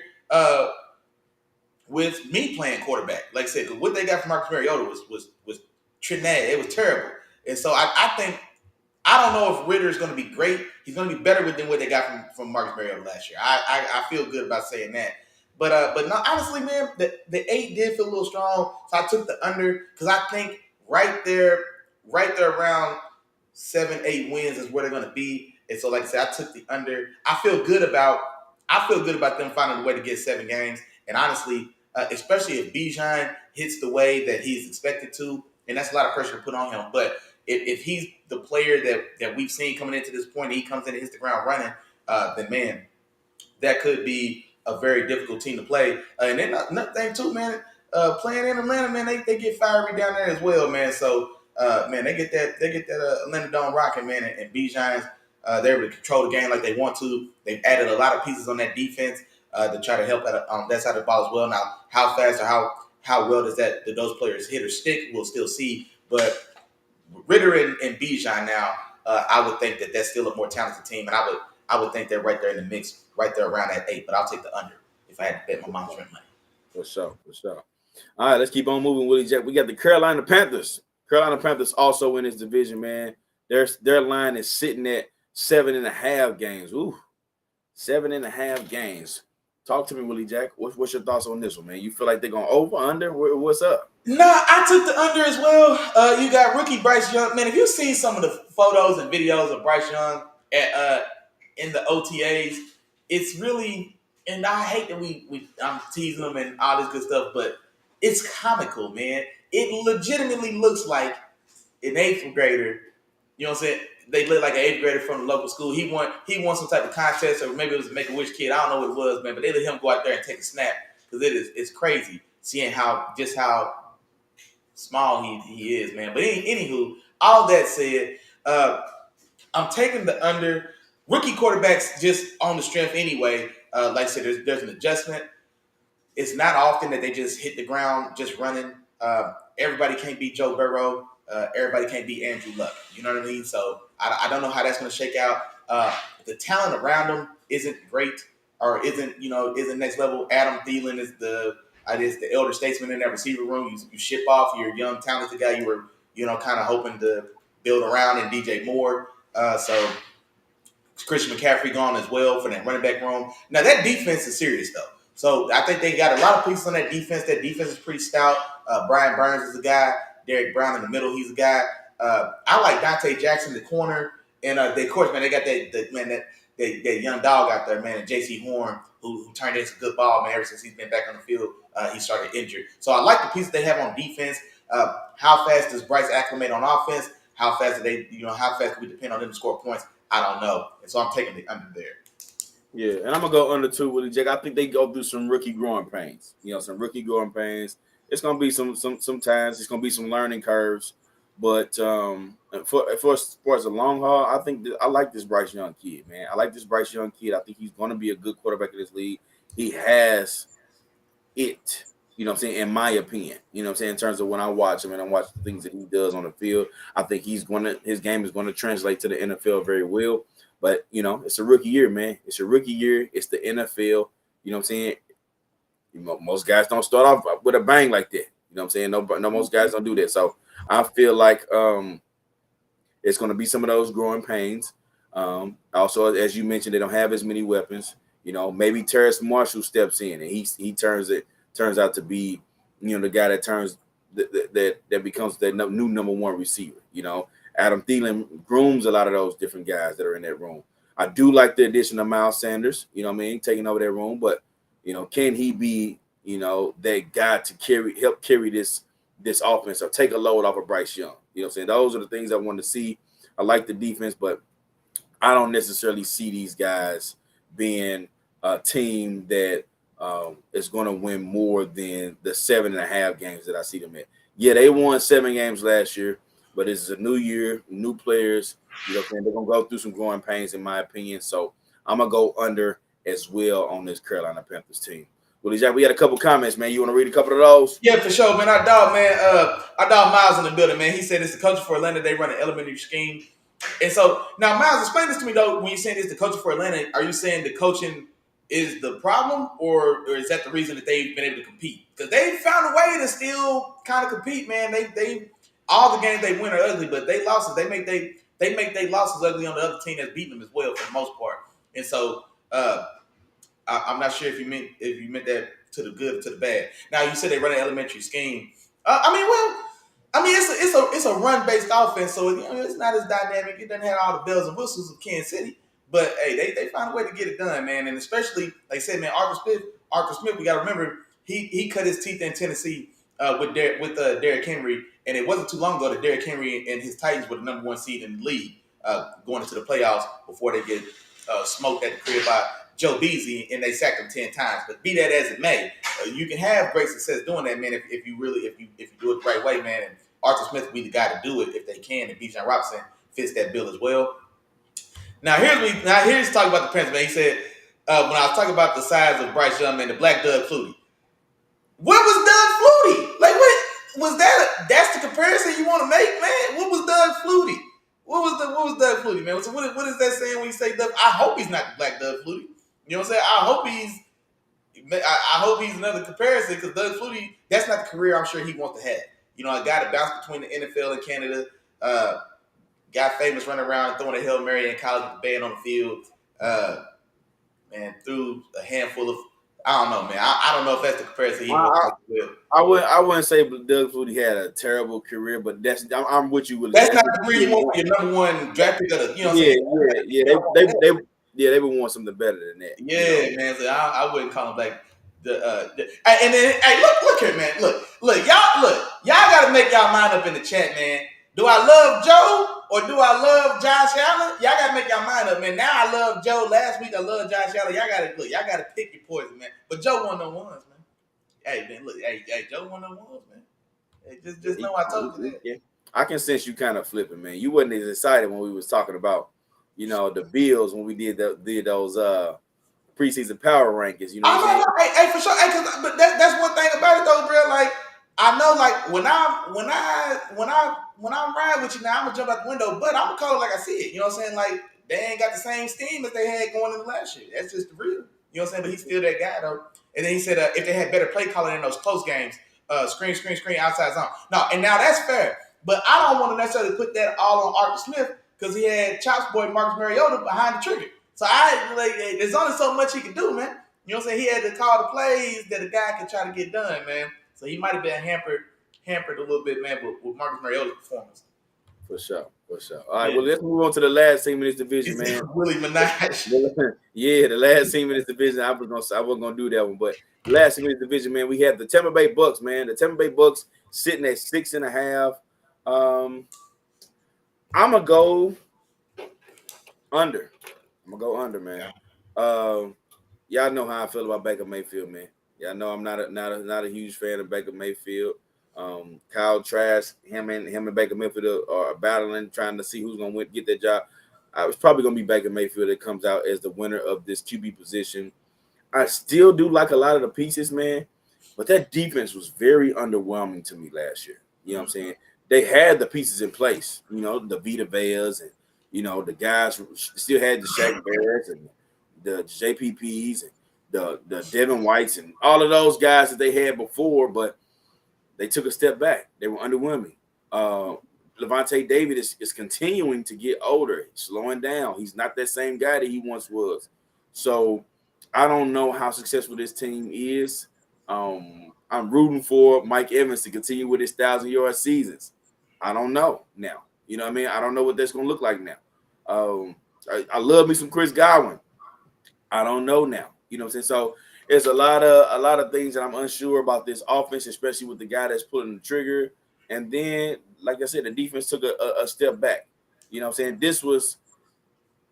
I felt like this was the Saints division to win last year. And they looked like a better team down the stretch than Tampa Bay did. You know what I'm saying? Tampa Bay just happened to, squeak in there, pull out the games they need to pull out, to squeak in the playoffs. But I'm going to go under, for the Tampa Bay Bucks while they're sitting at 6.5. I'm going under that, and that's how I'm feeling. No, and I felt the same, man. And honestly, I think I want Baker. I mean, I cheer for Baker. I think y'all overblow a little bit how my Baker fandom, but I think Baker, people go too hard on Baker, so it puts me in a position to have to defend him because he's not as bad as a lot of y'all make him seem, man. But I do like Baker going there. I don't think Kyle Trask is gonna. Baker's gonna start that. Baker's gonna start week 1. Now, depending on how ugly it gets or how bad it gets, maybe we see some Kyle Trask, but I don't think it's gonna be anything about Kyle Trask just beating Baker out to play to get any meaningful snaps. But Mike Evans and a healthy Chris Godwin, we'll see what they can do there. But the problem on that team, the same problem that they had for touchdown Tommy last year, the offensive line is terrible, and they have no running game at all, and they didn't address it. I haven't seen them address it yet. And you know what? My dog Chop was just talking about Dalvin Cook, man, being rumored to be on the move. Man, there's a piece. I mean, but at the same time, I don't know how much you want to invest on a team that's obviously rebuilding. And so It is what it is. But I did take the under as well. That defense is, like I say, is in terrible shape. And so Devin White just hasn't hit. Devin, you know what I mean? He just hasn't. And I know he got a lot of credit during the playoffs on that Super Bowl run, but he just hasn't really hit. He's been outperformed by Levante since they've been in the league together. Now, that's not necessarily a slight because Levante is probably one of the more underrated linebackers of his generation. But as my dog Chop just said, man, he's here on a 1-year farewell tour style of contract, man. I don't know if he plays again. But like I said, man, so they got a lot of turnover there on that roster. There's going to be a lot of changing of the guard. A lot of these old faces are going to be moving on, and they'll start the process over this next year or so now, kind of replenishing those ranks, getting younger talent in, and kind of starting back over. But now, same as you, man. I think it's gonna be a long, difficult year for these Bucks. Like I said, a lot of that roster is the same, especially offensively. And like I said, I don't know how much farther Big Baker's gonna take his team to touchdown time he did. You know what I mean? So, and especially with no real improvement that I can see to that offensive line, no real improvement that I can see to that defense. They were going to move Tristan Wirfs to left tackle from right. They instead draft a rookie left tackle, Antoine Harrison, to play left tackle so that Tristan Wirfs can stay on the right side. I don't know what you're going to get out of the 5th tackle drafted in this league to come in and start as rookie on the left side. You know what I mean? So that line is still going to have a lot of trouble. You let go of Leonard Fournette, but you keep the Rashad White kid who in spurts had more juice, but he didn't get anything going last year either. Like I said, so it's going to be a lot of uphill fights, man. That defense is still in trouble. That corner room was already pretty hit or miss, and they've lost a couple pieces from it as well. So it's going to be. I see a long, tough year coming for those Bucks for sure. For sure. And that's the thing I hate about this as well, because y'all gonna try to pin it on Baker. No, that's just a bad team, man. Like, it ain't gonna be that Baker went there and tanked for the Bucks. That's just a bad team, man. And he just got to get in where he fit in. But that's a bad team, man. I'm not gonna put this 4-13 year on Baker Mayfield, man. Baker can play ball, man. Baker can still play ball. Oh, my fault. I was my bad. You was talking about Baker. I don't know what just happened, bro. It's like just a little bit. It's all good. Yeah. Probably. Yep. Went on everybody's head. It's gone. It's gone. I'm gonna remind y'all eventually. But no, man. I heard you, Willie Jack. I heard you talking about Baker Mayfield. That's your favorite quarterback and everything. But let's go ahead and move on to the next division, man. Let's move on to the next division. NFC West, man. Last division in the NFC. Let's touch on these teams, man. And let's start off with your guys, man. Go ahead, Willie Jack. Show me what you got, man. Let's start with your guys. Big Gino. Big Gino, man. Y'all know what's going on with Big. Matter of fact, man, hold on, man. Let me get Big Gino in the chat, man. Big Gino in the chat right now, man. So let me tell you about Big Gino. So first off, before you go, their line is sitting at 9 games. I was just 9 games. So go ahead. Yeah, that's free money because not only is Seattle going to trump 9 wins, Seattle going to win that division. I'm trying to tell y'all, man. I gotta see what Brock Purdy looks like when he comes back, man. Before I can give him that, man. Big Gino winning that division, man. I look for Seattle to sit somewhere comfortably around 11 wins. I think running there around 11 wins is not at all far fetched, and I don't think it'd be too hard of a haul for them as well, man. So I got Big Gino and those guys crushing that 9 line, and it's a hard 9 as well, man. There wasn't too many lines that had like hard line numbers, a flat 9, flat 8 for Atlanta. You know what I'm saying? So they got a hard 9, so you got to go 8 or 10. So if it's going to be, do they essentially that line tells me, are they finishing 500 or not? So if I had to choose whether or not the Seahawks are going to finish under 500, there's no way, no. So I think comfortably I get them somewhere close to 11, 12 wins, and they comfortably make that 9 total. This one was tough for me, Willie Jack. This one was tough for me. You think the Seahawks gonna lose 10 games, man? Hey, bro, you look at the schedule, boy. It's gonna be rough for them boys, man. Ain't gonna be no piece of cake. I'm gonna run some of these down to you, man. Come on with it. At Detroit. Okay. I'm skipping some games. I'm not going through all of them. I'm just going through some that could be slightly maybe competitive. I got you. At the Giants. That's a dub. Okay. At Cincinnati. That's the one that troubles me. I'm taking Joe Burrow. That's a tall order. At first, when I first saw the scheduling, I don't know why I thought Joe Burrow and those guys are going to go to Seattle, but that is going to being in Cincinnati. I'll give Cincinnati and Joe Cool, man, that win right there. Okay. Then they come home for Cleveland. That's a dub. I don't know about that one, bro. We'll get the AFC. We'll get to the AFC next week.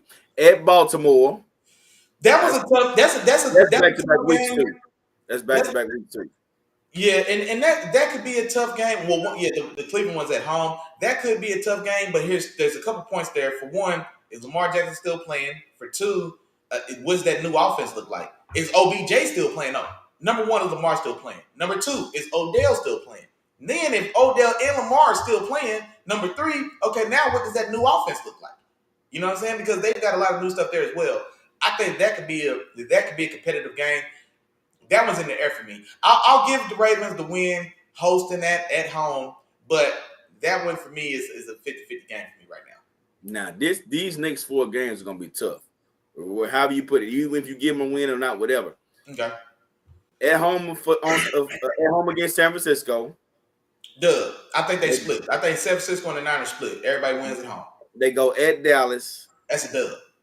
At San Francisco. Yeah, I'll give San Francisco the one at home. And back home against Philly. That's an L as well.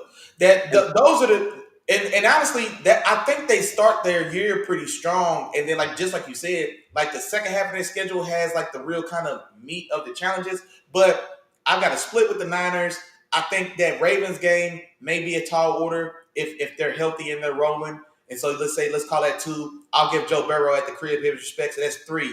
And then what's left? Then the Eagles, so that's 4. Outside of those 4, the rest of those look like winnable games to me. Now, I'll assume they drop another game that, just whatever on the strength. So that's still 5. That's 12. That's 12 and 5. You know what I'm saying? Like, realistically, that's why I feel good about 11. That line should have been 10.5, Vegas. That line should have been 10.5, man. I feel good about 11 wins for Seattle. So you want them to have the same line the Eagles had? The Eagles line was low, though. Eagles line should have been 11.5. Okay. Eagles line was low. That's free. That Eagles line is free money. It's a matter of fact, what we'll do after we finish going through these, we'll pick 3 easy money bets, man. Give me 3 easy money bets. Just look at these lines. We'll do that because some of these look like free money. It look like free lunch. Some of these look like free lunch, man. Okay. All right. Well, I know the easiest win they're gonna have is Week 17. I think they at home against Pittsburgh. No, they play the Rams early in the year, bro. They play the Rams early. They play Pittsburgh Week 17. Yeah, I ain't gonna lie, man. And I keep it a buck too, bro. That's a hard win. That's a hard one for us, man. Us going that late in the season, going to Seattle, that's a tall order, man. That's a tall order for my Steelers. I ain't gonna lie. That's a tall order. I got you. All right. Well, I will go. I give them 10. I go over. I give Seahawks 10 wins, man. I think they are going to be a scrappy team, a tough team. But I'm just not as high on Geno as you are. I think that's the deciding factor for me. I think that's the difference between them being a dominant team in the NFC and winning a division, or being a good team in a division. And I think they can be a good team in the division, a good team in the NFC. I think they get a playoff seed. But it's one of the wild card spots. It's not the division win. They're gonna be tough. They're gonna be a tough out for whoever. Especially the guys that gotta go to Seattle and play them boys. It's gonna be tough. You know what I'm saying? So that's what I feel about this Seattle team. It's gonna be hell when you see them on the schedule. You know what I'm saying? And that's just the name of the game. That's what it's gonna be. Hey, what we name the new Seattle defense, man? Headache gang, man. Look here, man. Better Witherspoon gets on this field with Jamal Adams.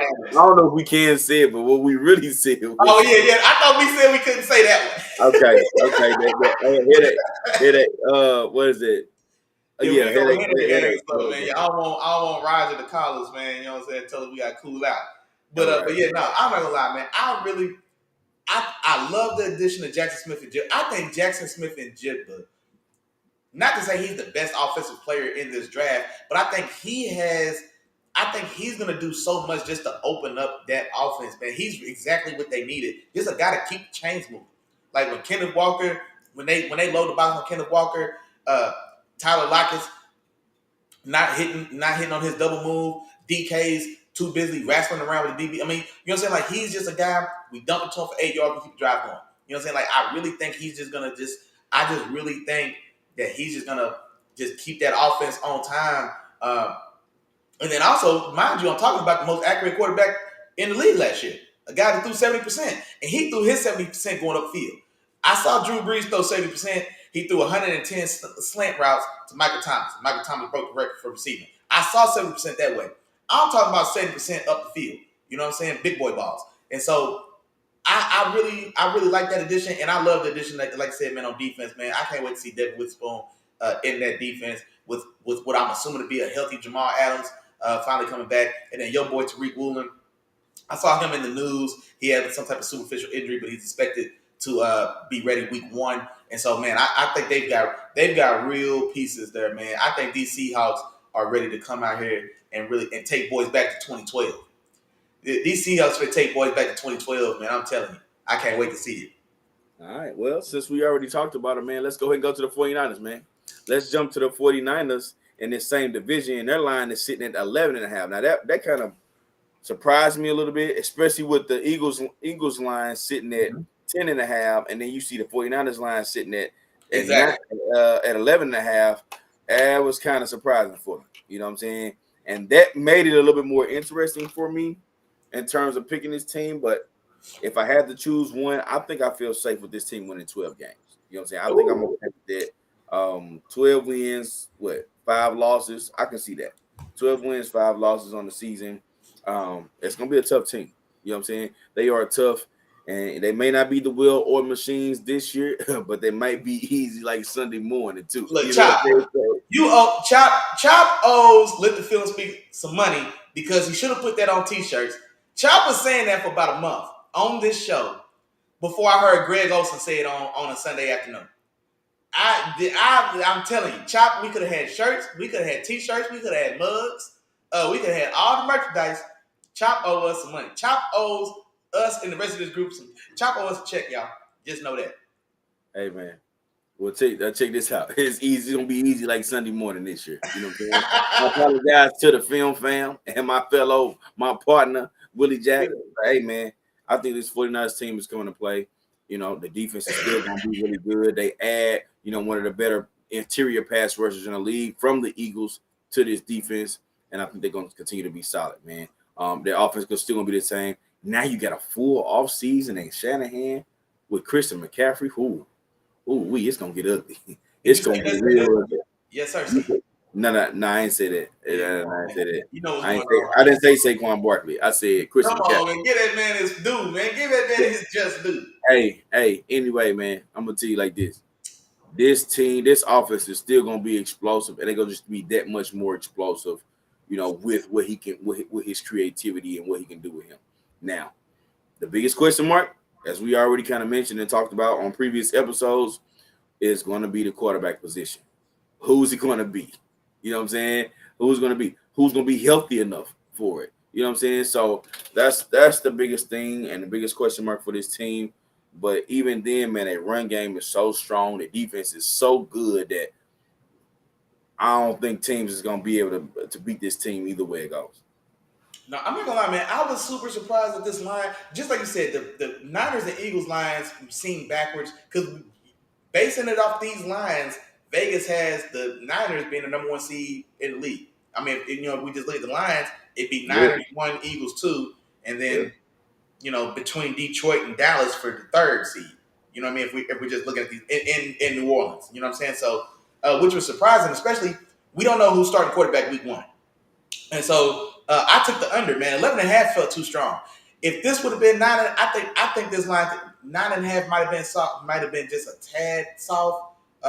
This could have been a flat 10 line, and I think that's 10.5, man. They was high game on this one. I think 10.5 was a more compelling line for me. I think 11.5 is too many, man. Like I said, I don't know who's starting week 1. I don't know if it's going to be Mr. Irrelevant, who came in and got hot over a 10-game stretch, and now he's coming back off of injury. I don't know if it's going to be him. I don't know if it's going to be Trey Lance, who mortgaged the future on and got absolutely donut in return. You know what I'm saying? And then I don't know if it's going to be Sam Darnold. Who's Sam Darnold? I ain't got to say nothing else about it. So those are my options to start week 1 and possibly even week 2 of this season. And so I think that really puts them in a real a real conundrum as far as what they're going to do. And not to mention, they opened up on the road in Pittsburgh. And I'll tell you right now, the way Chop feels about the Lions, shot in Kansas City, which is absolutely crazy, still is going to beat the Niners week 1, man, in Pittsburgh. Like I said, man, if Trey Lance in Pittsburgh week 1, I'm taking that all day long. I'm taking it all day long, Chop. So they start. I probably should go ahead and put my spreadsheet out and start putting in what these picks is right now. You know what I'm saying? Put my spreadsheet together right now. You can book that one, man. Week 1 in Pittsburgh, man, that's an L. You can book it. But so I'm taking the under. Like I said, man, I do think that once Brock Purdy is back, and I think once he's back and once he kind of settles into his rhythm, because it's his throwing shoulder, right? It was his throwing shoulder that he injured, or no. Throwing elbow, shoulder, elbow, whatever it was. It was his throwing arm that was impacted. You know what I'm saying? And so even when he gets back and is healthy, he's still going to have tenderness and just growing pains. So he may not even be himself for whatever that means to say he's not himself. He doesn't have a full season's worth of quarterback play under his belt. So I still don't even know what that looks like. And so just too many questions there for me to bet on 12 wins, man. Even though they are a well-oiled machine as they appear to be. I love the addition of Javon Hargrave to that defensive line with Nick Bosa. That's going to give boys hell. You know what I'm saying? Like, that's going to be nasty. And then you still got Fred Warner and Chop Dog at safety, man. So all those other pieces in place, man. But I don't know I don't know who's pulling the trigger, man. And so it's hard for me to give you 12 wins right there. That's why I think Seattle has a chance to steal this division. Not that they're the better team or more talented team than San Francisco, but I do think, especially to start the team, I do think that they're more steady at the quarterback position. And, everybody knows how that goes, man. The quarterback position is weighted so much more higher than any of the other positions. And so I think San Francisco's got a chance to have a little bit of a slow start while they find their groove. And in that time, man, I think Seattle maybe gets a leg up. For sure. All right, on to the next team, Willie Jack. And I'm going to say what I say, but I'm going to go ahead and talk about my guys, man. The Los Angeles Rams line sitting at 6.5, man, 6.5. And this was tough for your boys, man. It was tough for your boys. We lost a lot of pieces, but I don't know if y'all were here last week, I talked about how I still feel like the Rams can be competitive. You know what I'm saying? They can be competitive in a way where you're not just going to run through them. You're not just going to, say, all right, or whatever the case may be. You still got a Matthew Stafford quarterback who's used to, you know what I'm saying? People forget, like, yeah, he just had a rough year last year. He was dealing with an elbow injury all last year. And but before that, he's been playing on a Detroit Lions team that has not had talent for years. You know what I'm saying? So I think that Matthew Stafford can still go out there and Matthew Stafford. He can still go out and do his thing. Cooper Kupp is gonna be Cooper Kupp, and Aaron Donald, I think, is gonna come back to form and be Aaron Donald. Which is why I'm going over the 6.5 mark, man. I get him at least 7 games this year, man. I root for my boys, of course. You know, so I'm a homer, so I may be slightly biased, but at the same time, you know, just looking at history, looking at what I've seen from Matthew Stafford before, you know, and how he can lead this team, even with us being young and having a lot of those young pieces. You know, I got faith in Sean McVay too, coaching these guys up, man, and seeing where we get, you know, some of these guys. You know, Van Jefferson was on that Super Bowl roster. You know what I mean? Cooper Kupp was on that Super Bowl roster. You know what I'm saying? Tyler Higbee was on that Super Bowl roster. Cam Akers was on that Super Bowl roster. You know what I'm saying? So I feel like we can still be okay. You know, we're not gonna be as bad as teams think we're gonna be. And yeah, I'm going over, you know what I'm saying, over the 6.5 mark, man. All right, yeah, I'm definitely going under. I'm not gonna lie. Y'all, this is week 1 on the road in Seattle. Week 2 at home against the Niners. Week 3 on the road in Cincinnati. Dang, that means Seattle, of their first 3 games, they're going 1-2. Because they're going to lose against Detroit and they're going to lose against us. That's crazy. But go ahead, you can finish. That's a rough opening stretch, man. You're already in a hole, man. I think on the road against the Colts, I'll give y'all the benefit of the doubt because they got rookie Anthony Richardson there. But honestly, that's a toss-up game, man. Then you come right back and you get the Eagles. Dog, y'all could be 2-6 to open the season because then you get the Cardinals at home after the Eagles. And that's fine. Because then when we beat Arizona, that's 3. And then we're going to beat Pittsburgh. That's 4. You know? Not likely. I ain't gonna lie, not likely. And man, I'm telling you, man, I got y'all finishing somewhere. I think 6 is the high mark, but I think 5 comfortably is where I tallied y'all at, man. Maybe 6. I couldn't find that 7th game, man. I think you get swept by the Niners. I'm gonna say I think you get swept by the Niners, and I think you might get swept by the Seahawks as well. I think you sweep the Cardinals, which is 2 of the dubs I got for y'all, man. But it's an uphill battle, man. So I had to take the under. But honestly, realistically, I don't know if y'all want to win more than 6, 7 games because y'all still need to fill out the pieces of the cupboard because y'all cupboards are so buried. Yeah, and I feel that, but I don't think one pick gonna do it for us anyway. We need a plethora. You know what I'm saying? So let's go out there and see what we got. We need to see what we got. You know what I'm saying? We don't want to go out there tanking. Let's see what we got of all these young players we got. We got a boatload of young guys. So let's see what we got of these young guys. Then we can start weeding out. You know what I'm saying? Start doing what we need to do. So let's see what we got, man. No, I got you. I can't be mad at your optimism, man. As a fan, man, you should be there to have your dollars back, man. I can't blame you at all, man. For sure. Can't blame you at all. All right, well, Jack, let's finish it off, man, with who you say is the worst team in the NFL, or maybe the worst team in the NFL, the Arizona Cardinals, man. Go ahead, talk to me. Yeah, the line is set at 5.5. Oh, was it? You go ahead. Okay. Yeah, the line on the Cardinals is set at 5.5. Kind of like we said a little bit earlier. Kyler's expected to miss as much. He could miss anywhere from like 6 games to like just the season. Not that he wouldn't be healthy, but there's talk that it could be anywhere from 6 to 12 games, or maybe 4 to 12. There's a decent chunk of this season that he's expected to miss, and then as bad as they're expected to be, there's talk that they may not even want to bring him back to play anyway. You know what I mean? Because if they're already, if they're 1-9 when he's ready to come back, okay, well, what are we doing? You know what I mean? Like, because just like Chop said, he is still a $200 million investment one way or the other. And so the draft is still a crapshoot. And so, if they get the number 1 pick, I fully expect that they'll draft Caleb Williams. I really do. But you still want Kyler to be healthy so that he can be traded and moved. And so you still don't want to risk him, even if it is the play to try to replace him in this upcoming draft, which I think they'll really just take a real look at. But all that aside, man, with Kyler, I still don't know if they get the 6 wins. But without Kyler, I'm definitively saying they're not going to get the 6 wins. And so, man, that's an easy under for me. Gotcha. And Willie Jack, I'm gonna go under as well, man. Just to be safe with this.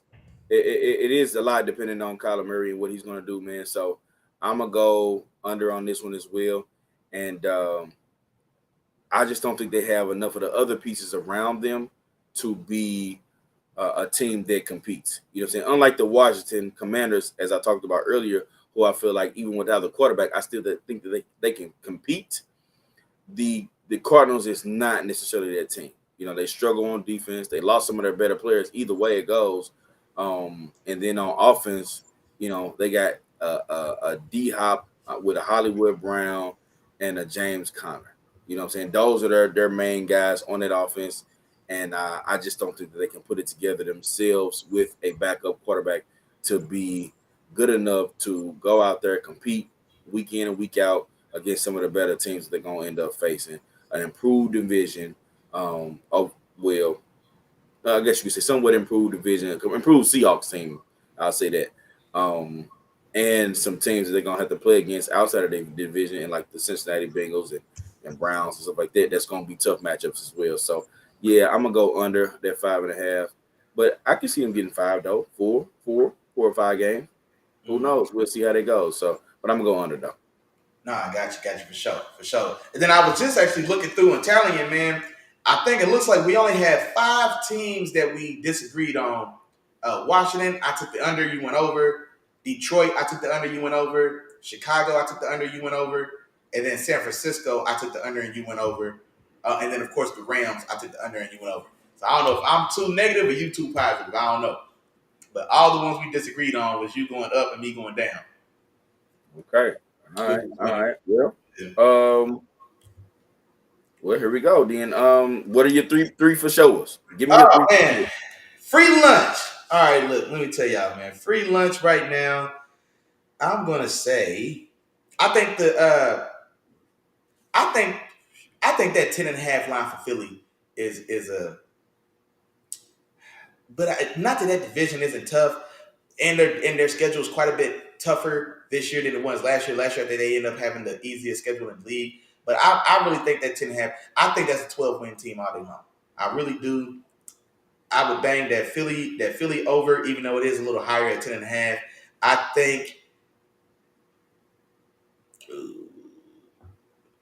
think that Seattle at 9.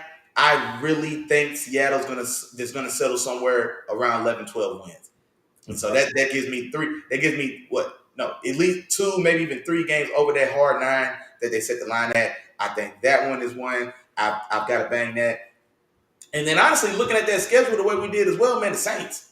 That Saints schedule, man, like they're gonna have to try to lose some of them games because it doesn't look to be a lot of resistance, man. So I think the Saints and the Seahawks for sure, and then I'll still put the Eagles in there, man. Even though they've got a respectable line at essentially 11 wins, but I'd be hard pressed to imagine that same team we saw last year. Now they've lost their coordinators. I like the additions in the draft.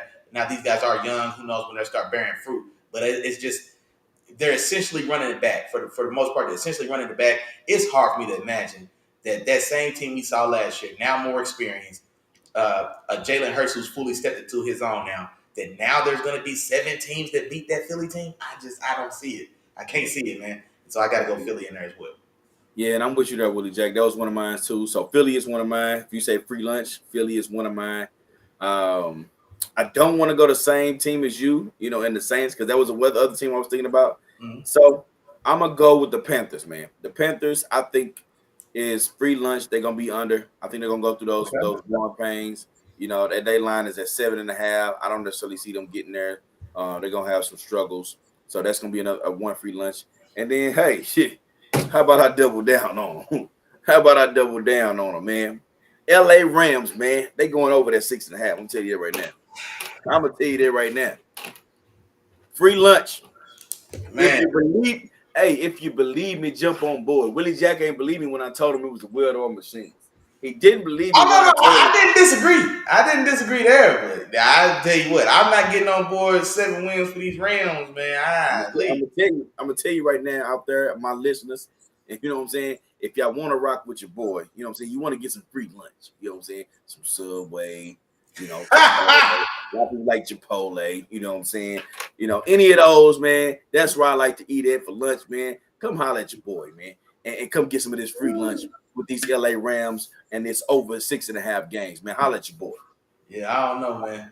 That's a tall order, man. That's a tall order, my boy. I'm trying to tell you. I don't know. But we will see, though. We'll see for sure. For sure. Hey, man, that's it. And that's all, Willie Jack, man. I That's appreciate it. That's all. Man, for the show, man. Next week, come right back to us, man. We're going to keep going with these overs and unders, man. These win total predictions. You know what I'm saying? It's going to be next week. We'll do AFC. We went through the NFC this week. We got the AFC next week for you, man. Tune on in with your boys. You know what I'm saying? And I guarantee you, as I say always, man, we won't let you down. Willie Jack, bring us on home, my dog. Hey, there you go, man. Y'all heard my dog just said, man. That's it and that's all, man. NFC overs and unders in the books. Go ahead and shop with your boy. You know what I'm saying? I don't know, man. I ain't gonna tell y'all not to listen to Chop. I'm just tell you I wouldn't spend my money with Chop. I tell you that. But y'all can do what y'all gonna do, though, man. But hey, we appreciate all the members, man, in the building, man. Real quick, man, who came through this thing, man? Kiara Jackson's in the building. What's going on with you? Teresa Counts in the building. What's going on, Mama Tom, man? Our terrible Texas fan came through the building and held us down, man. One more time, man. Our dog Miles is in the chat as well, man. Hey, y'all know what's going on, man. We appreciate the love. Now, if I forgot to say your name, come on now. Charge it to my head, man. Don't charge it to my heart. You know, think about the big dog. We appreciate all the love support as always, man. You heard my dog Chop just said, man. Wednesday, we be right back, man. We're going to go through the AFC. Can't wait to get to that. I got some news for y'all. Because I got some news for y'all, because a lot of y'all don't know, so I'm going to bring that good word to y'all next week, man, about some of my AFC brethren, man, so I can't wait to get into that. Wednesday, 7 o'clock, man, you know what it be, man. We ain't got no rest to be right in here, kicking football flavor with our folks. Now, other than that, man, we will be right back, man, next week, man. That's the same bad time, different back channel, man. Wednesday, 7 o'clock, AFC, over and others. Y'all tap in. We appreciate all the love. Peace. Peace.